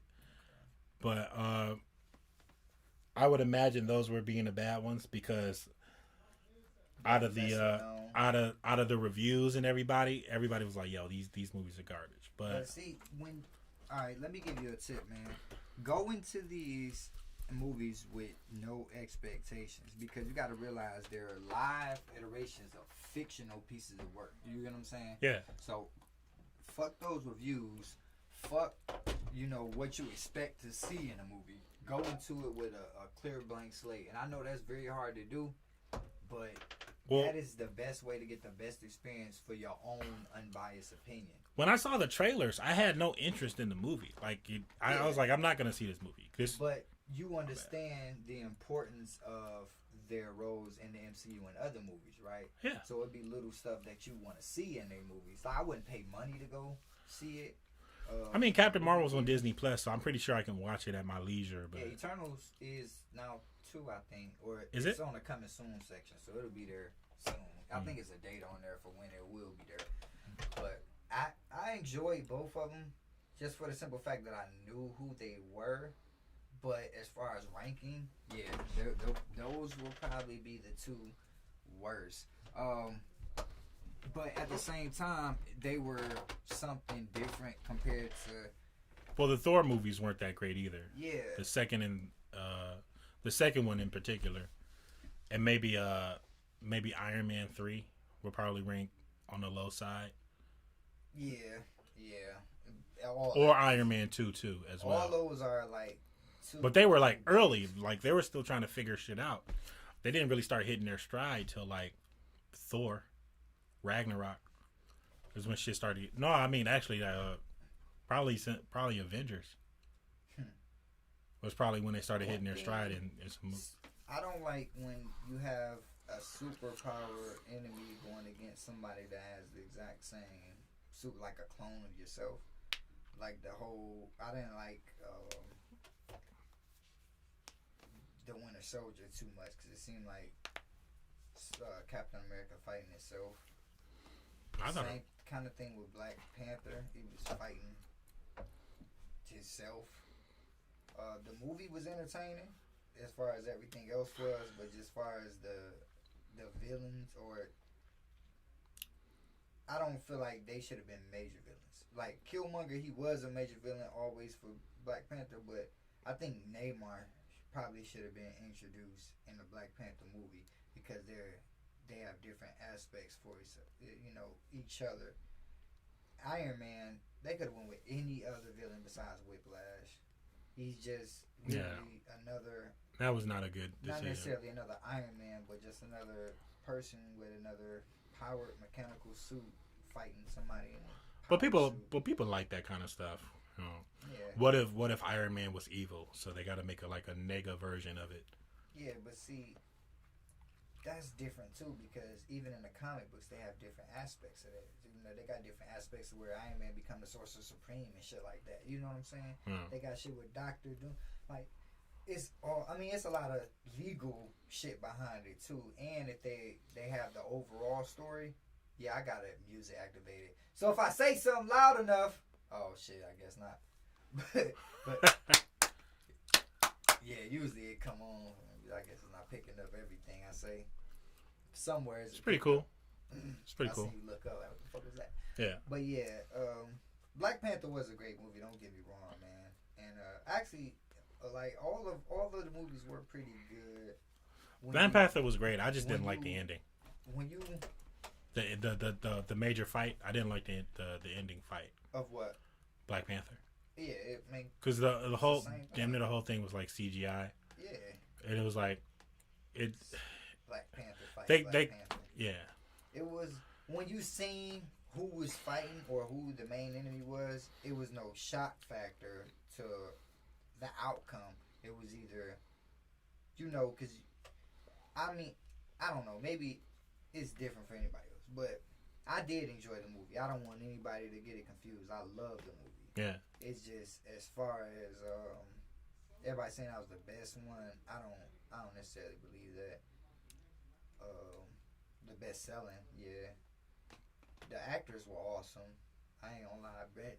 Michael B. Jordan was funny in this maniacal way. You know what I'm saying? Yeah. But I just really wish they would have went a different aspect. Like they showed Killmonger as a secondary villain or something, and had Neymar or anybody else that's not essentially just a power suit or a super soldier type deal. Superpower human being, somebody that has some kind of different powers, you know what I'm saying? Yeah, I wish they didn't have to kill him. I think he probably would have been better alive. But I mean, I get why they had to kill him though. Talking about Killmonger? Yeah. Yeah. I think they might switch that up though. What, with the multiverse stuff? Yeah. Like either they gonna bring somebody else in from a different universe, or they gonna make it to where like somehow, he got shifted to a different universe where he was healed or some shit. You know what I'm saying? Like where he's not gonna die and now he's gonna take up the mantle of Black Panther. What do you think gonna happen in the next Black Panther in Wakanda Forever? Well, we know the new Black Panther's the sister, right? We know. Is she for a fact though? That's what I understand. From what I understand, that they gave it to her, which I think is the right thing to do. Yeah. But because it would have been weird if they just replaced him and called that guy T'Challa, because then it would have been like okay. Right. But I think it was better if that. They gave it to the sister. What about M'Baku? M'Baku's great. M'Baku's great. Oh. Like how they showed him as the side villain in Black Panther. Yeah. Like they could have did what that with Killmonger and made a bigger villain. But same thing though. I still give respect to all of them though. I love it. Yeah. I don't know. I was thinking that for a second they was gonna do like some shit similar to Shazam, not to where like multiple people have the power of Black Panther, but I mean not to where like everybody have to say it and become one Black Panther or some shit, but multiple people have the power of Black Panther necessarily. But I don't know. We'll see. It'd be good if Shuri does have the power though, because she's smart, got the tech. Yeah. And outside of Captain Marvel, I don't really recall any other women leads in movies. That's why I was thinking they might go with the Riri Williams, or is it Wilson, for the Iron Man, the young black chick that built her own Iron Man suit in the comics. Yeah, but she hasn't been introduced in the movies at all. Yeah, I know. So that'd just be weird if she just came out of nowhere. I mean, it's different ways. Like in a fucking separate movie, they could have had a science fair project where she built her own. She won a science fair and got money from Pepper Potts or some. Well, I mean, that shit is done for right now because they funded all the whole Stark industry shit, funding the evil villains and shit. Yeah. the weapons. But that's the setup for the Iron Wars, though. You know that, right? What? The whole them showing Stark Industry, like Stark Tech, in different people's hands in the Spider-Man movie. I remember in the first one. Hawkeye. They kind of. Oh, have you watched the Hawkeye series? Yeah. I just finished it. They showed Kingpin, the guy that played for Daredevil, which I thought was amazing. Yeah, I don't like how they showed it though. Like they had Yelena like send her a video and like just show mom's up to type shit. I don't think she would have gave a fuck enough to do that. It don't seem like. I don't know. I think it could have been a different way. They could have introduced Kingpin. Yeah, I agree, but I do like Yelena. How that whole thing where she was like, "Hey, you go eat this mac and cheese." Yeah. You want some hot sauce? Like, she was like, "No, but." She was like, "By the way, I'm gonna kill Hawkeye." But right. About this mac and cheese though, you are you done? I was like, "Yo, I'm gonna put some hot sauce on this shit." Yeah, like she even said it. She even said it in the series. She was like, "Stop making me like you. Like you're trying to kill my friend, and you making me like you. I don't like this. Shit, be my enemy, please." Yeah. I was like, "No, it's great." Mm-hmm. Yeah, that's cool. But as far as yeah, she's a Black Widow. You know what I'm saying? Yeah. She's not approachable. She's not supposed to be. But I mean, Black Widows are different. But I'm saying just off having a Stark Tech in different ways. I don't like how they introduced Kingpin though. That was my main thing. But yeah, they definitely could have did Kingpin different. Yeah, and then they maybe like a slow people pan that up. don't know the comics too don't know the whole him going blind and getting the eye surgery thing and coming back type shit. So it's just kind of weird too to introduce him like that, and then did he go blind in Daredevil? In like the movie Daredevil or the show? No, like the series. Comic book in the show, I don't remember what happened to him. Like the last thing I remember is that he went to prison. In the show, and then I think in the Punisher he was introduced. Oh, because the Marvel shows weren't all that for me. They weren't that great. Daredevil was cool. Punisher was cool. Luke Cage was, and I think Iron Fist and what was that other one? What was that Jessica Jones?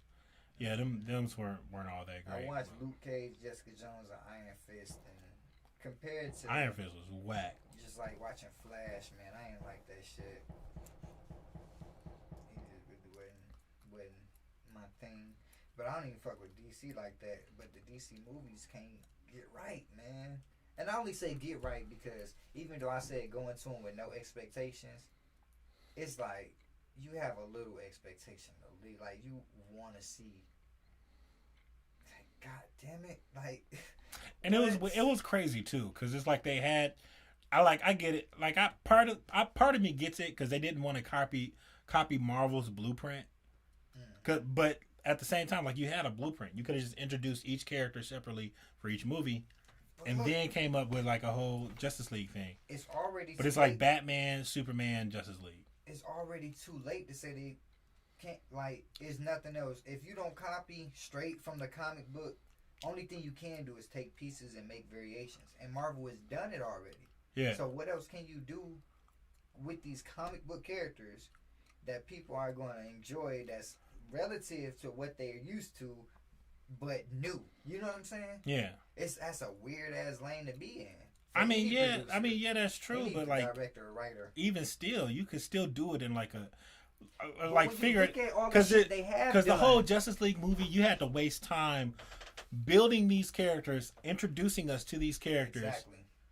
In the whole Justice League movie, when they could have did that in the previous movie. There's so many other. I would enjoy a Teen Titans movie because Teen Titans, like they did have serious battles before introduction to Teen Titans. Yeah. It wouldn't be as serious. It wouldn't be as dark. It wouldn't have to be, at least, and it could be something with some good acting kids or teens or young adults that can do some sweet shit. And it's a lot of other groups they can go with. Even Suicide Squad, I don't understand why the fuck they can't get that right. Because people love drama and negative shit. So I don't understand how the fuck. Yeah, I thought the second one was better than the first one, but like. But it was still weird. It was still kind of weird. But it's like they left. But James Gunn did that one. So they that left was so many questions open. They left so many questions open that you don't even know if they're gonna answer. Besides the whole Peacemaker series thing. Like, what the fuck was the purpose of the whole Weasel shit? Yeah.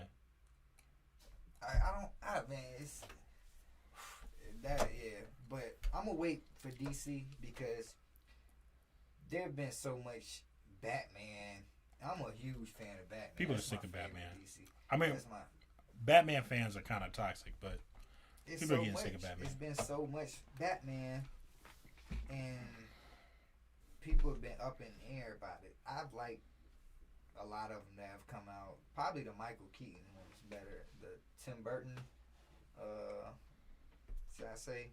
Yeah. Batman Forever, Batman Robin, whatever. Yeah. In the 90s.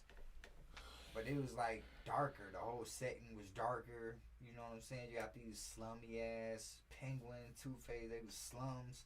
Like, that's probably why I like that shit. And because I was a kid. But it's a lot. When you see what they have done and all the CGI and effects they put into the shit that they've done, why isn't it as entertaining? Like, what is it that we want, though? Do we want longer fights? Well, I don't know. From what I understand with the whole Batman thing, like, I know Ben Affleck, he's like so he knows Batman. Right. But he tried to do it his way, and the higher ups was like, "No, we're gonna do it this way."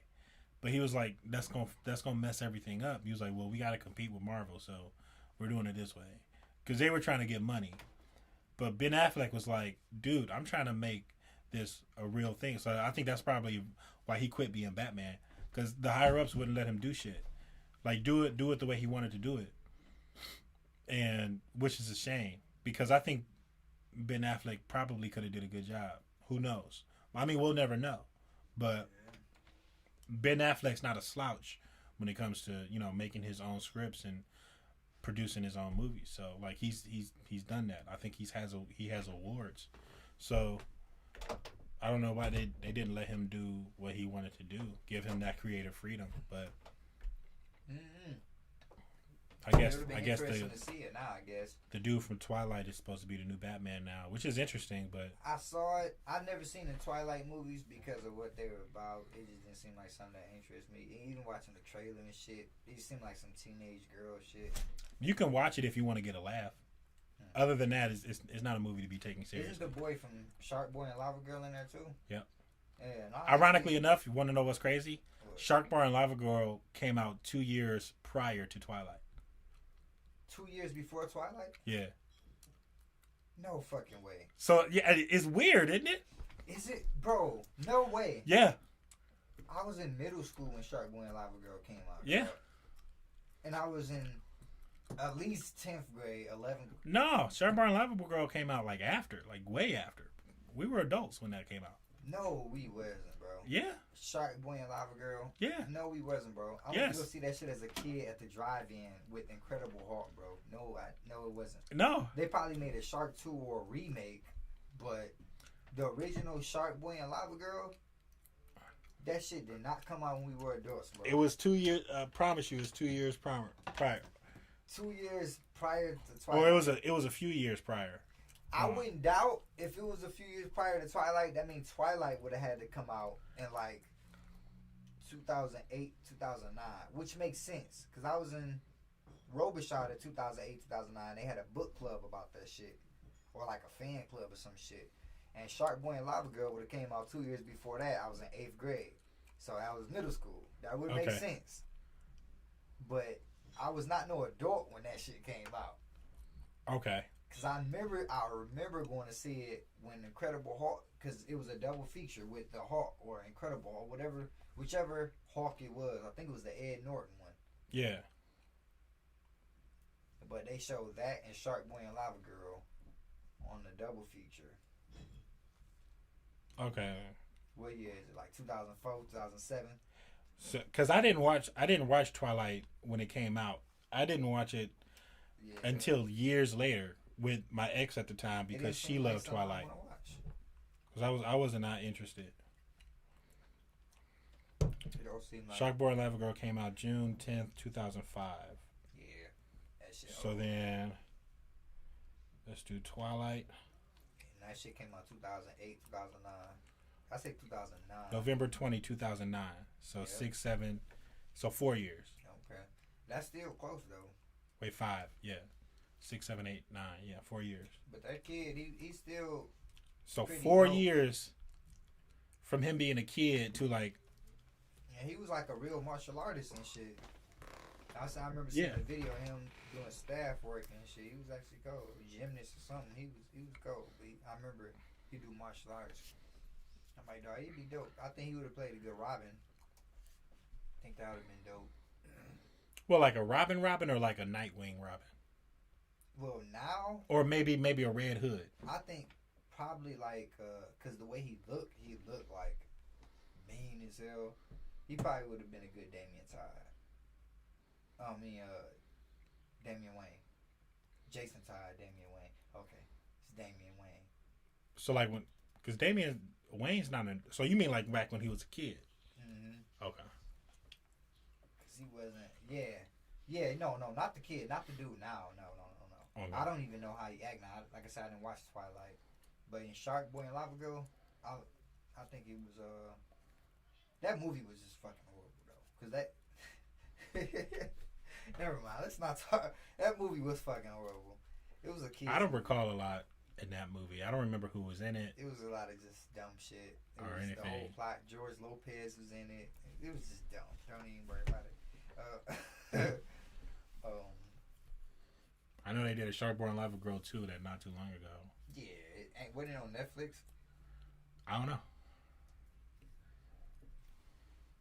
Oh no, shit. I think it might have been. They came back as adults. But I think the dude who played Shark Boy wasn't the same guy. Because he didn't talk. From what I understand, he didn't talk during that whole movie. So I think they got a different guy and just had him not speak. That makes sense. Fuck it. They give him no lines. We're gonna give him a new role. Just don't say nothing. Just improvise and shit. I said don't say nothing. But yeah, man. We about 14 minutes away from the new year. It's been interesting. About a good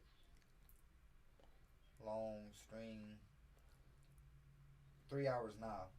It wasn't 3 hours before. It's 3 hours now. Cause the live been 3 hours now. Okay. And I ain't got nothing to see the comments or anything. So if anybody's actually watching, man, I ain't been looking at no comments or nothing. I check them out at the end of the show. Just some fellas having a good discussion. You want a beer? No, I'm good. It didn't work. You would never take a beer. Take a shot. You're a good kid, real good. But you'll always be second best as long as I'm around. Nope. But yeah, it's a lot going on, man, especially with the Marvel Cinematic Universe. I don't even know what to expect no more. I'll be trying not to expect anything so I can just be surprised, but I can't help but to theorize, and I'll be watching a movie so much that I'll be seeing little Easter eggs and shit. Then when I go And you can't watch the trailers no more because they'll straight up just lie to you on the trailers. You can't watch shit. What's fucked up is that they marketing for their trailers and their movies is so damn good that when people see them and it's not what they expect, people get mad as fuck. Right. But yeah, they trailers are but they have to do that, and they give a lot of shit away in their trailers too. Like when the Spider-Man trailer, when the lizard. When they was jumping, the lizard, Electro, and Sandman all jumping. And yeah. You only see Tom Holland, but the lizard head go like this, like you got kicked or punched or some shit. Yeah. Yeah, like nigga, well we know we took somebody out right there. Then Right. it's 3-on-1, and they theorizing that the other two. It just makes sense that the other two Spider-Mans gonna be in it. Like, Yeah. They couldn't hide that shit. I don't care how hard. Yeah, they wasn't gonna be able to hide it. Like if they tried, they probably could have just cropped it. The lizard to try to turn to make it look like he was going towards Tom Well, Holland. why not just take the lizard out of that scene too, so it don't do that? You know what I'm saying? Just have Sandman and Electro up there with Spider-Man That would have really threw people off. People would have never guessed it then. Oh, probably. Yeah. You know. But But Sandman's motivations didn't really get. I didn't really get it. Well, I don't want to have any spoilers, so I probably shouldn't say anything else. no, fuck that. Spoiler alert. But yeah, I don't even. It was plot points in there with Sandman because it was like if you left on good terms with Spider-Man, Peter Parker. Yeah. Why are you fighting him in the first place? Yeah, that was my confusion too. I was like, why is he? Like he forgave you, like you left, right? And like all you want to do is go home. So I'm like, I don't get why you like.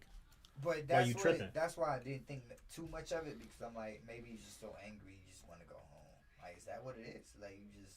Yeah, but even then you're like. Think fighting to do. You would probably want to fight Electro because Electro made sense. He was like, I don't know.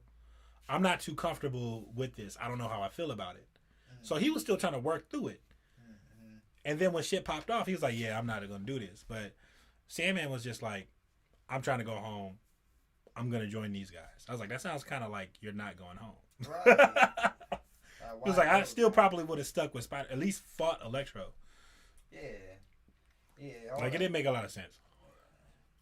And even with, I mean, the Lizard Man shit too, but I don't know. It was just all like grudges. But I guess people loved it so much because this is like the first non-Tony Stark related Spider-Man movie for real. I really liked the ending. Yeah. I thought the ending was dope. Although very, very sad, I thought it was dope. I'm not gonna say it, but the coffee shop scene. No, when he went to the apartment, and then like had the sewing machine, like he. Okay. All right. Yeah. Okay. I don't want to give all the spoilers, but yeah. Okay. Yeah. I thought you was talking about when he was seeing MJ and Ted. I mean, yeah, no, that was cool too, but that I like the other part, the very, very end. It's cool. Yeah, it's man, Aunt May, the hot Aunt May. But I think it's like, what are they gonna do now? He's gonna be in college moving forward. Yeah. Craven the Hunter is more than likely probably gonna be his next nemesis. I mean, they got him showing up in the games. They don't have in the Spider-Man game. Right, it makes sense. So, plus, they got the little nugget with Venom, so that's also going to be a factor. Right. And I guess I got to find out who Eddie Brock is, because I don't think he's been introduced in that universe. No.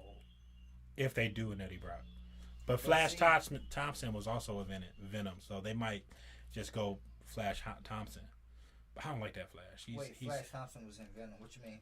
Flash Thompson is Venom. He was Venom. Oh, he's Asian Venom. Yeah. Yeah. I thought he was talking about he showed up in the Venom movie. I'm like, wait, did I miss something? No.